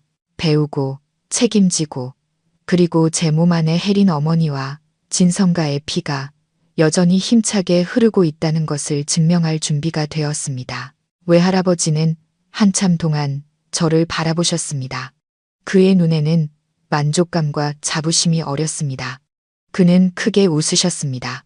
집안 사람들이 아주 오랫동안 듣지 못했던 호탕한 웃음소리였습니다. 좋다, 아주 좋아. 역시 내 손녀다워. 할아비를 실망시키지 않는구나. 그날부터 저의 본격적인 탈박 꿈이 시작되었습니다. 그것은 더 이상 외모나 옷차림의 변화가 아니었습니다. 내면으로부터의 완전한 변화였습니다. 외할아버지는 제게 가장 위대한 스승이 되어주셨습니다. 매일 할아버지는 몇 시간씩 제게 가문의 역사, 진성그룹의 경영 철학, 사람을 보는 법, 쓰는 법, 그리고 치열한 비즈니스 세계에서 처신하는 법을 가르쳐 주셨습니다. 할아버지는 책에 나오는 공허한 이론을 가르치지 않으셨습니다. 자신이 직접 겪었던 성공적인 거래와 뼈아픈 실패담, 현실적인 이야기들을 들려주셨습니다. 비즈니스에서의 수싸움, 경쟁자들의 음모와 계략을 분석해 주셨습니다. 비즈니스 세계에는 순진함이 설 자리가 없으며 선량함은 반드시 지혜와 배짱을 동반해야 한다고 가르치셨습니다. 진혁 삼촌은 법률 분야와 사회적 관계에 대한 제 안내자가 되어주셨습니다. 삼촌은 제게 법률 문서를 이해하는 법, 파트너와 협상하는 법, 중요한 인맥을 구축하고 유지하는 법을 가르쳐 주셨습니다. 사교 모임에 저를 데려가 정재계에 영향력 있는 인물들에게 저를 소개해 주셨습니다. 처음에는 어색하고 서툴렀습니다. 소박한 주부의 삶에 익숙했던 제가 화려한 드레스를 입고 낯선 사람들과 미소를 지으며 교류하는 것은 불편했습니다. 하지만 저는 점차 적응해 나갔습니다. 관찰하는 법, 경청하는 법, 그리고 똑똑하고 재치 있게 대화하는 법을 배웠습니다. 친근해 보이는 미소와 악수 뒤에는 치열한 두뇌 싸움과 이익 교환의 거대한 지하 세계가 존재한다는 것을 깨달았습니다. 저는 마른 스펀지처럼 배움에 몰두했고 할아버지와 삼촌이 전수해 주시는 귀중한 지식과 경험을 모두 흡수하고자 했습니다. 낮에는 할아버지를 따라 그룹에 출근해 이사회의 고위급 회의부터 작은 부서의 실무회의까지 모든 회의에 참석했습니다. 저는 듣고 기록하고 질문하는 것을 망설이지 않았습니다. 밤에는 서류 더미와 재무 보고서에 파묻혀 그룹의 프로젝트는 물론 경쟁사들의 동향까지 연구했습니다. 잠은 거의 자지 못했습니다. 어떤 날은 서너 시간밖에 눈을 붙이지 못했지만 피곤하지 않았습니다. 오히려 제 안에서 무한한 에너지가 솟구치는 것을 느꼈습니다. 건축에 대한 열정, 제 손으로 직접 멋진 건물을 설계하고 싶다는 꿈, 8년 동안 묻어두었던 그 꿈이 이제 그 어느 때보다 강렬하게 되살아났습니다.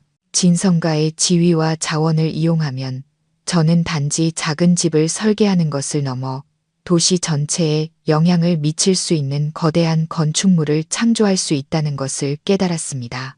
저의 변화는 지식과 태도에만 그치지 않았습니다. 저는 무술을 배우기 시작했습니다. 삼촌이 유명한 무술가를 초빙해 제게 태권도를 가르치게 했습니다.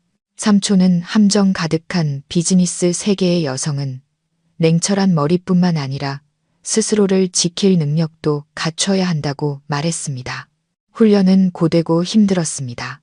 땀으로 온몸이 젖고 근육이 쑤셨지만 저는 포기하지 않았습니다. 넘어질 때마다 저는 더 강하게 스스로 일어섰습니다. 몇 달이 흐른 뒤 저는 더 이상 예전의 연약한 아가씨가 아니었습니다. 저는 육체적으로나 정신적으로나 훨씬 더 강인하고 결단력 있어졌습니다. 저는 어떤 도전이든 맞설 준비가 되었습니다. 저의 탈박 꿈은 완성되었습니다. 잿더미 속에서 불사조가 다시 태어날 준비를 마친 것입니다. 단지 과거의 정의를 되찾기 위해서만이 아니라 더 눈부신 미래를 향해 힘차게 날아오르기 위해서 말입니다. 그리고 저의 첫 번째 전투는 태준과 그의 가족의 손에서 제게 속한 모든 것을 되찾는 전투가 될 것이었습니다. 제가 탈바꿈하고 필요한 무기를 갖추기 위해 노력하는 동안 밖에서는 법의 톱니바퀴가 느리지만 확실하게 태준의 가족 주위를 옥죄어 오고 있었습니다. 반박할 수 없는 증거들로 수사기관은 신속하게 사건을 기소했습니다.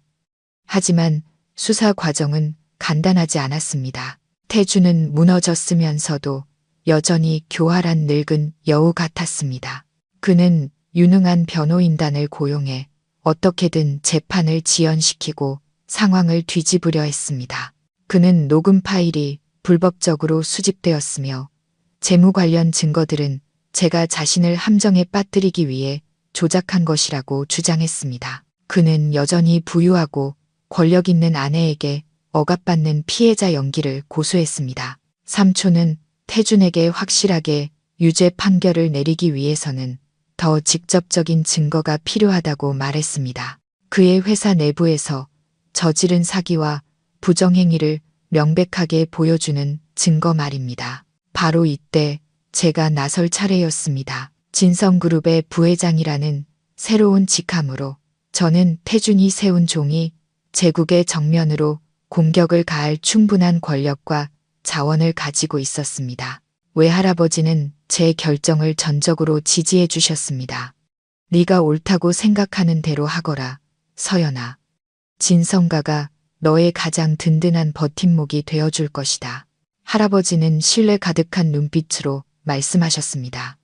제 계획의 첫 단계는 태준의 가장 큰 약점, 즉 그의 사업 파트너들을 공격하는 것이었습니다. 태준의 건설회사, 대성건설이 오늘날의 위치에 오를 수 있었던 것은 그의 실력 때문이 아니라 대부분 제가 그의 아내로 있었던 8년 동안 진성그룹과의 관계를 통해 얻어낸 계약과 프로젝트 덕분이었습니다. 그는 제 가문의 명성과 신용을 이용해 은행에서 대출을 받고 다른 공급업체 및 투자자들과 계약을 체결했습니다. 저는 그룹의 법무팀과 대외협력팀을 소집해 긴급 회의를 열었습니다.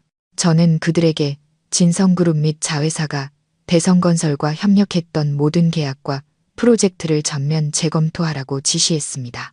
아주 작은 것이라도 모든 허점과 비리를 찾아내고 싶었습니다. 진성그룹의 전문가팀은 매우 효율적으로 일했습니다. 불과 일주일 만에 그들은 제게 두꺼운 상세 보고서를 제출했습니다. 결과는 제 상상보다 훨씬 더 끔찍했습니다. 태주는 진성그룹의 명성을 이용했을 뿐만 아니라 대놓고 우리를 속였습니다. 대성건설이 진성그룹을 위해 시공한 많은 프로젝트에서 자재를 빼돌리고 기술 표준을 무시하며 공사 대금을 착복했습니다. 많은 건설 자재 공급 계약은 시세보다 훨씬 높은 가격으로 체결되었는데 조사 결과 그 공급업체들은 모두 태준이 직접 세운 유령 회사들이었습니다. 그는 진성그룹의 돈을 이용해 자기 자신에게 돈을 지불한 것입니다. 보고서를 손에 들고 저는 등골을 타고 흐르는 차가운 분노를 느꼈습니다. 그는 저를 배신했을 뿐만 아니라 자신을 키워준 은인의 생명줄을 갉아먹는 기생충, 은혜를 원수로 갚는 배은망덕한 존재였습니다. 저는 즉시 명령을 내렸습니다. 첫째, 즉시 대성건설과의 모든 현재 계약을 해지한다는 통보를 보낼 것. 둘째, 사기 및 공사 비리에 대한 모든 증거를 수집하여 대성건설을 경제재판에 제소하고 모든 손해배상을 청구할 것. 셋째, 우리가 관계를 맺고 있는 모든 파트너사와 은행에 공문을 보내 대성건설의 사기 행각을 알리고 협력 관계를 재검토할 것을 권고할 것. 제 명령은 신속하고 단호하게 실행되었습니다. 첫 번째 폭풍이 공식적으로 태준의 회사를 덮쳤습니다. 불과 며칠 만에 여러 대형 파트너사들이 일제히 대성건설과의 계약을 취소했습니다. 은행들은 계좌를 동결하고 즉시 대출금 상환을 요구했습니다. 공급업체들은 납품을 중단했습니다. 이미 흔들리고 있던 태준의 회사는 모든 기반이 뽑혀 나가자 즉시 혼란에 빠졌습니다. 공사는 중단되고 인부들은 월급을 받지 못했으며 채권자들, 특히 조폭들이 회사와 그의 집으로 몰려와 빚독촉을 하기 시작했습니다. 그가 사기와 술수로 쌓아 올린 제국이 그의 눈앞에서 무너져 내리고 있었습니다. 하지만 저는 이것만으로는 부족하다는 것을 알았습니다. 막다른 길에 몰린 짐승은 무슨 미친 짓을 할지 모릅니다. 저는 마지막 한 방이 필요했습니다. 그가 다시는 일어설 수 없게 만들 KO 펀치 말입니다. 그리고 그 펀치는 그의 자존심이자 가장 큰 아킬레스건을 정면으로 겨냥할 것이었습니다. 제가 일으킨 지진은 태준의 가족 전체를 극심한 공황 상태로 몰아넣었습니다. 의기양양한 사냥꾼의 위치에서 그들은 순식간에 궁지에 몰린 사냥감이 되었습니다. 최 여사가 늘 자랑하던 그들의 빌라에는 이제 매일 낯선 사람들이 찾아왔습니다. 낮에는 정중한 정장 차림이지만 얼음장처럼 차가운 얼굴을 한 은행 직원들이 빚독촉장을 들고 찾아왔고 밤에는 온몸에 문신을 한 험상무는 조폭들이 찾아와 문을 두드리고 페인트를 던지고 벽에 협박 문구를 썼습니다. 집안의 공기는 언제나 터지기 일보 직전의 풍선처럼 팽팽했습니다. 서로를 탓하는 말다툼이 끊임없이 일어났습니다.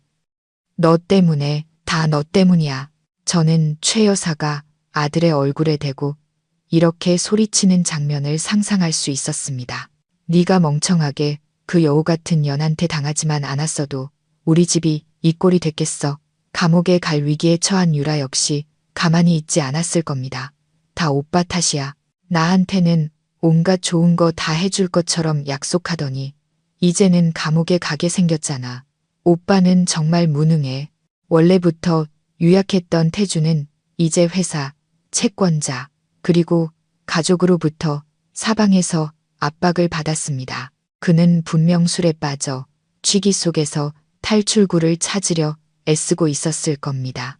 저의 처음의 통쾌함은 점차 사라지고 그 자리를 차가운 경멸이 채웠습니다. 저를 해치기 위해 한마음으로 뭉쳤던 그들이 이제 공동의 이익이 사라지자 서로를 물어뜯고 있었습니다. 그들의 가족애라는 것도 결국 탐욕과 거짓이라는 토대 위에 세워진 것이었습니다.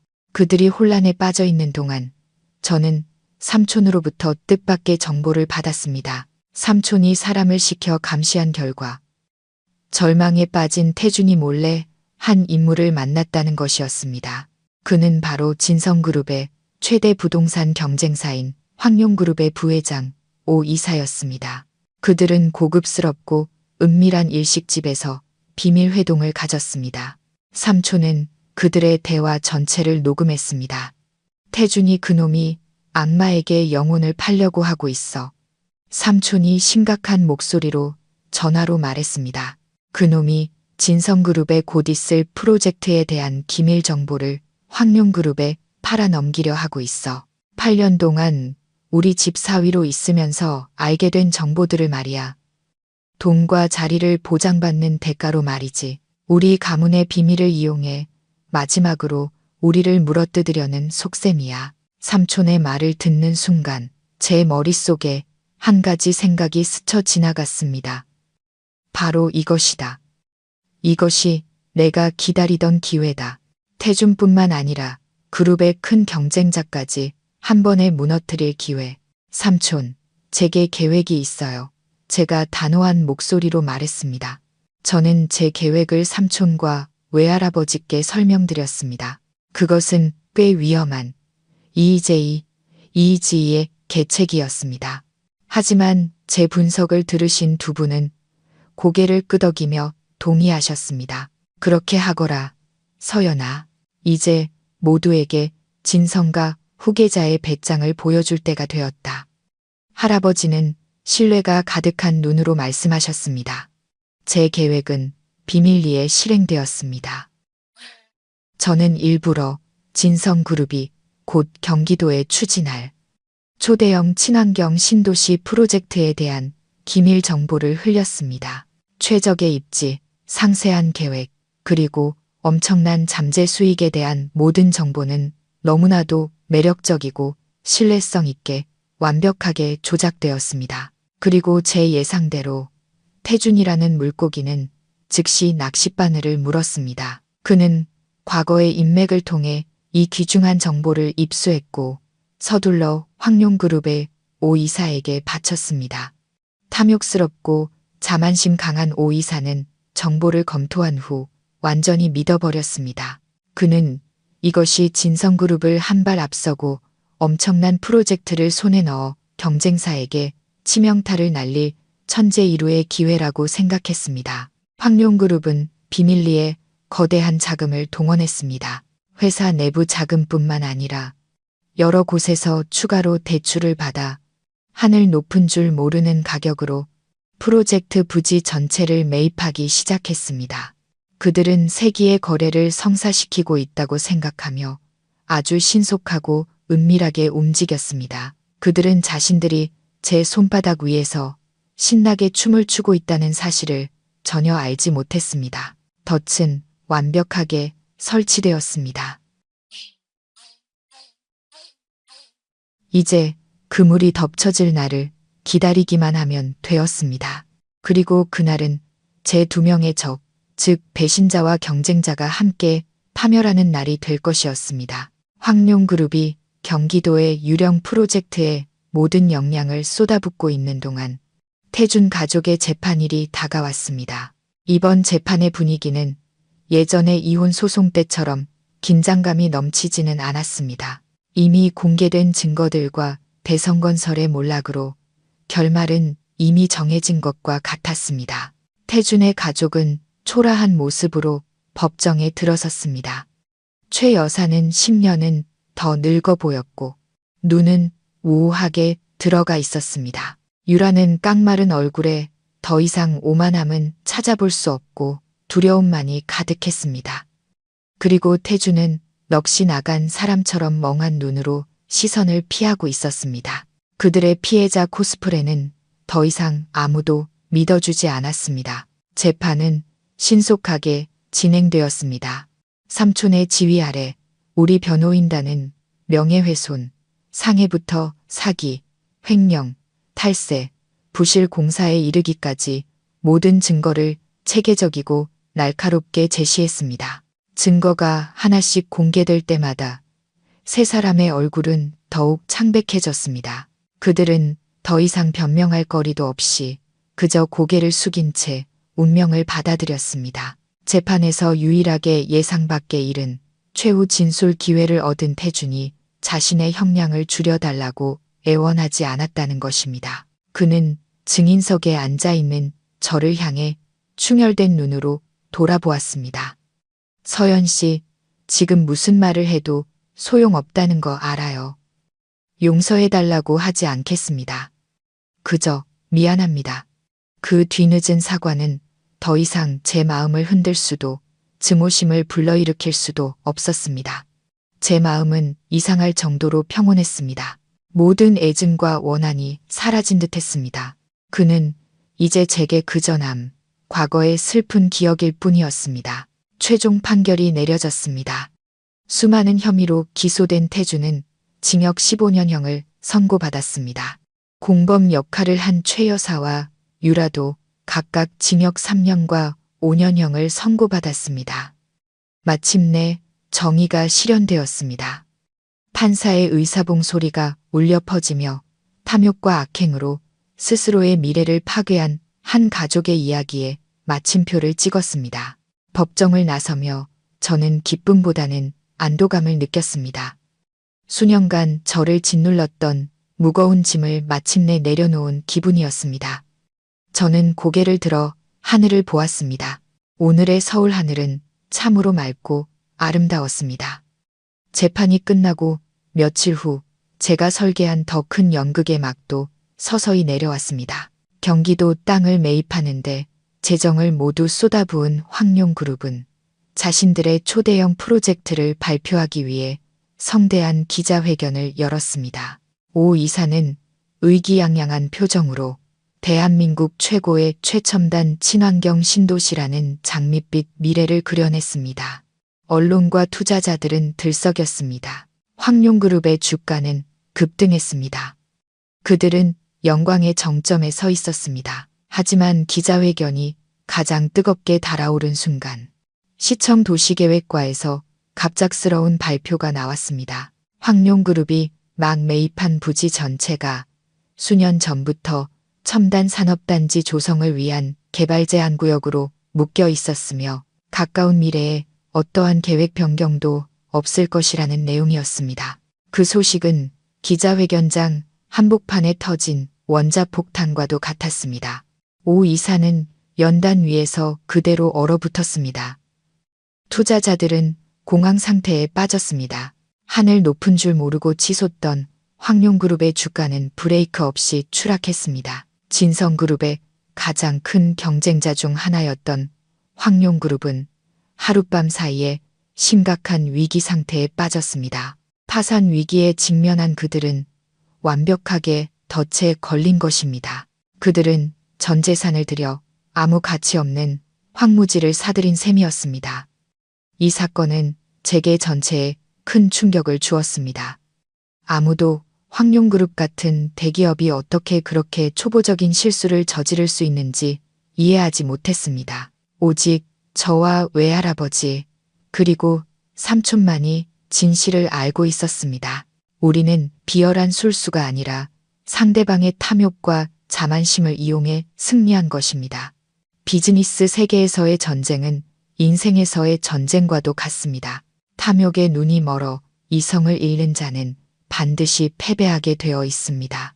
태준 가족과 황룡그룹의 몰락은 재계와 사회 전체에 값비싼 교훈이 되었습니다. 그것은 탐욕, 배신, 그리고 불법적인 술수의 결과에 대한 날카로운 경고였습니다. 재계는 그것으로 파란만장했던 인생의 한 챕터가 끝났습니다. 모든 원한은 풀렸고 정의는 실현되었습니다. 이제 과거를 정리하고 새로운 삶을 시작할 시간이었습니다. 모든 것이 잠잠해진 몇 달 후, 저는 교도소에서 온 편지 한 통을 받았습니다. 태준의 편지였습니다. 저는 한참을 망설였습니다. 이 편지를 읽어야 할지 말아야 할지 결국 저는 편지를 열었습니다.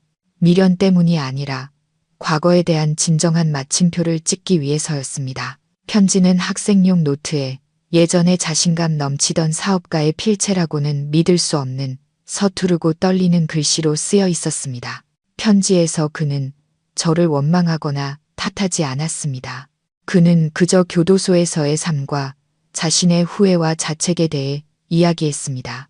그는 매일 밤 꿈에서 저를 본다고 저의 온화한 미소와 제가 차려주던 밥상, 그리고 자신이 친셔 망가뜨린 8년의 행복을 본다고 썼습니다. 그는 야망과 가족의 압박에 눈이 멀었다고 고백했습니다. 그는 저를 사랑했다고 진심으로 사랑했었다고 했습니다. 하지만 탐욕과 이기심이 그 사랑을 죽여버렸다고 했습니다. 그는 15년의 징역형보다 평생 자신을 따라다닐 양심의 가책이 더 두렵다고 했습니다. 편지 마지막에 그는 용서를 구하지 않았습니다. 그저 제가 행복하기를 바라며 만약 다음 생이 있다면 저에게 저지른 잘못을 만회할 수 있는 일을 하고 싶다고 했습니다. 편지를 다 읽고 저는 울지도 통쾌해하지도 않았습니다. 그저 마음 한편에 아련한 슬픔이 밀려왔습니다.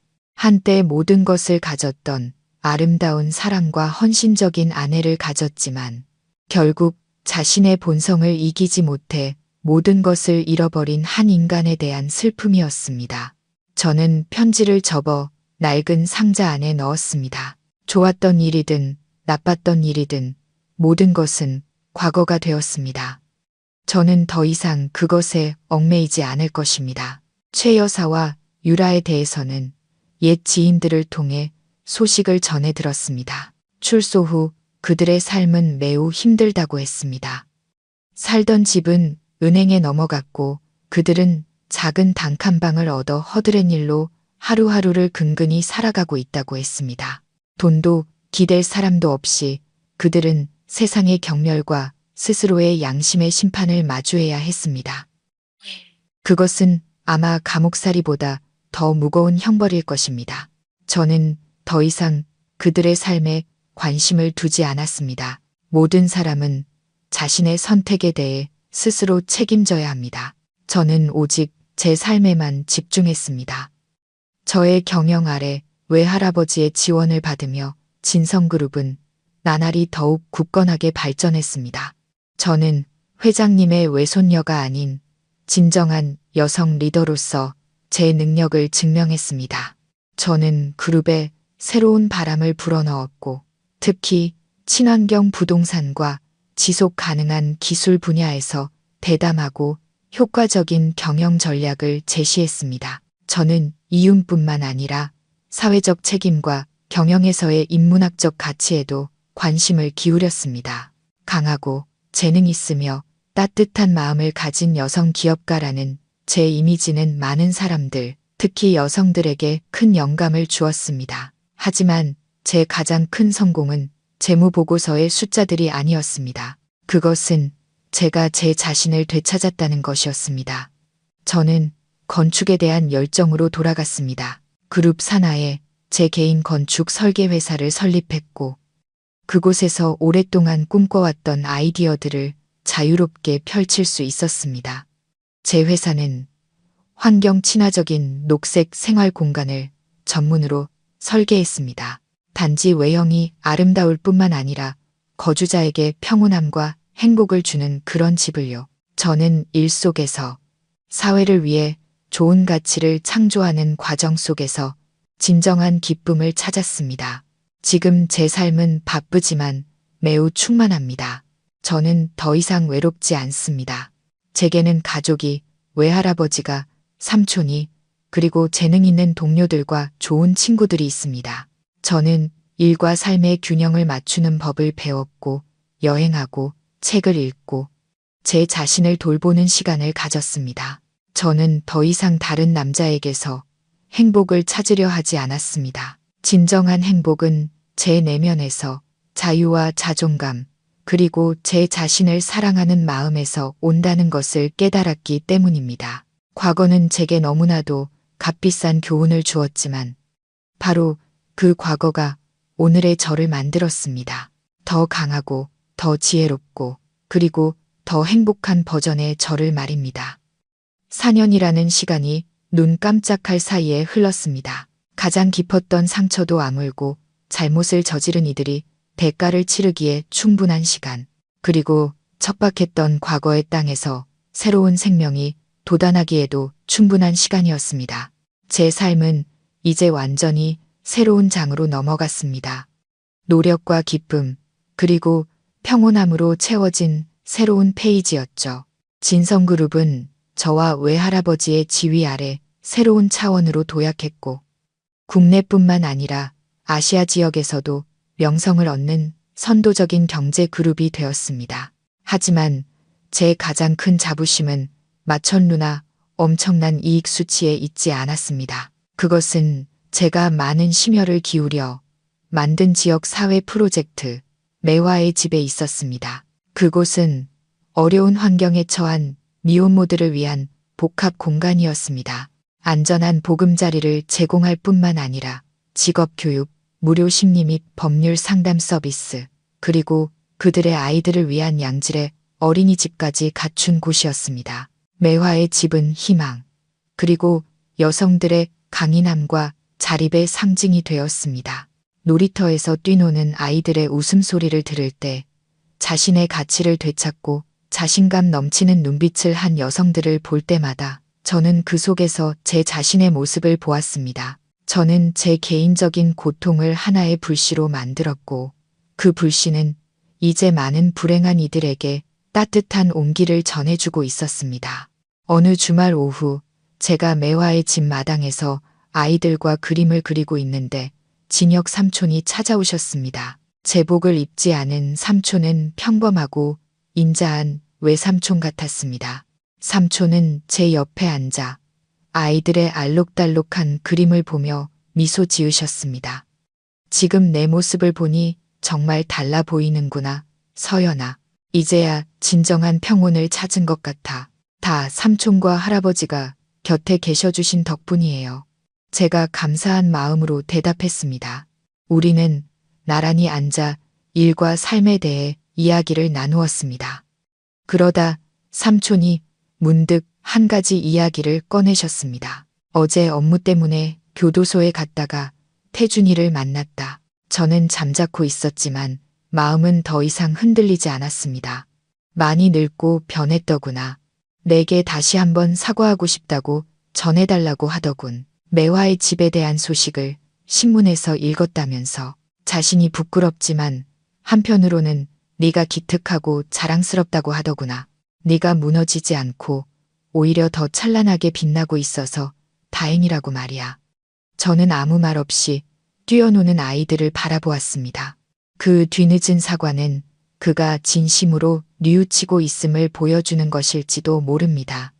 하지만 과거는 과거일 뿐, 저와 그의 길은 이제 결코 교차할 수 없는 평행선이 되었습니다. 그날 저녁 우리 가족은 진성가에서 따뜻한 저녁 식사를 함께 했습니다. 외할아버지는 비록 연로하셨지만 정신은 여전히 맑고 쾌활하셨습니다. 할아버지는 제게 생선살을 발라주시며 인자하게 웃으셨습니다. 서연아, 요즘 보니 재능 있는 젊은 총각들이 자꾸 그룹에 와서 너랑 친해지려고 하던데 말이다. 제가 웃으며 할아버지의 말을 막았습니다. 할아버님, 또 저를 놀리시네요. 저는 지금은 일과 제 프로젝트에만 집중하고 싶어요. 인연은 하늘에 맡겨야죠. 외할아버지는 이해한다는 듯 고개를 끄덕이셨습니다. 그래, 인연에 맡겨야지. 내 행복이 가장 중요하단다. 내가 즐거우면 할애비도 즐겁다. 식사를 마치고 저는 혼자 정원을 산책했습니다. 오늘따라 달이 유난히 밝고 둥글었습니다. 달빛이 활짝 핀 하얀 매화꽃 위로 쏟아져 내렸습니다. 맑고 은은한 매화 향기가 공기 중에 퍼졌습니다. 저는 손을 뻗어 여린 꽃잎을 부드럽게 만져보았습니다. 매화, 순수함과 강인한 생명력의 상징. 추운 겨울을 이겨내고 봄이 오면 찬란하게 피어나는 꽃. 그것은 마치 제 인생, 그리고 제 어머니의 인생과도 같았습니다. 저는 별이 가득한 밤하늘을 올려다보았습니다. 미래가 어떻게 될지, 새로운 사랑을 찾게 될지 알 수 없었습니다. 하지만 그것은 더 이상 중요하지 않았습니다. 제게는 필요한 모든 것이 있었습니다. 사랑하는 가족, 의미 있는 일, 그리고 무엇보다 가장 중요한 제 자신을 되찾았다는 것.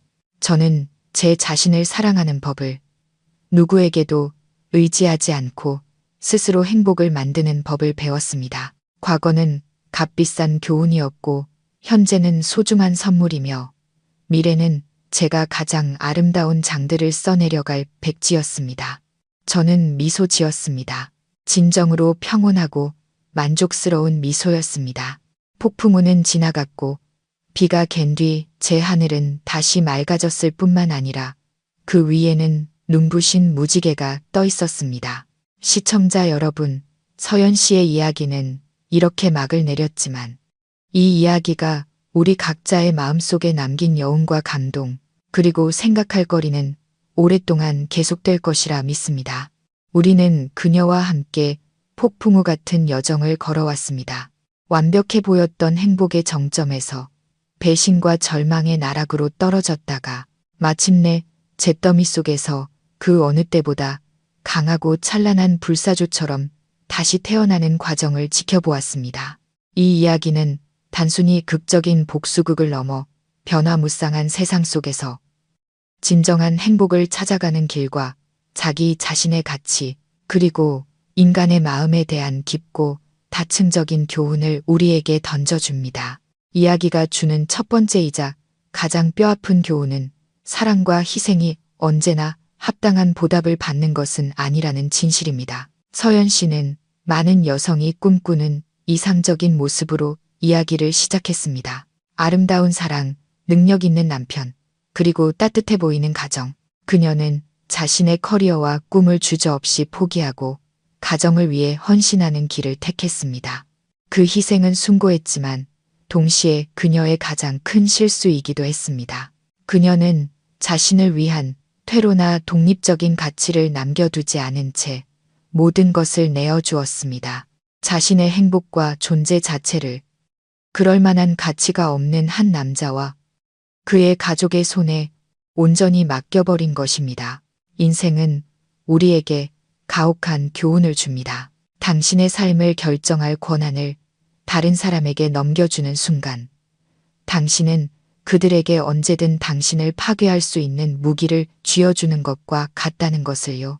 그러므로 시청자 여러분, 특히 여성분들께 말씀드리고 싶습니다.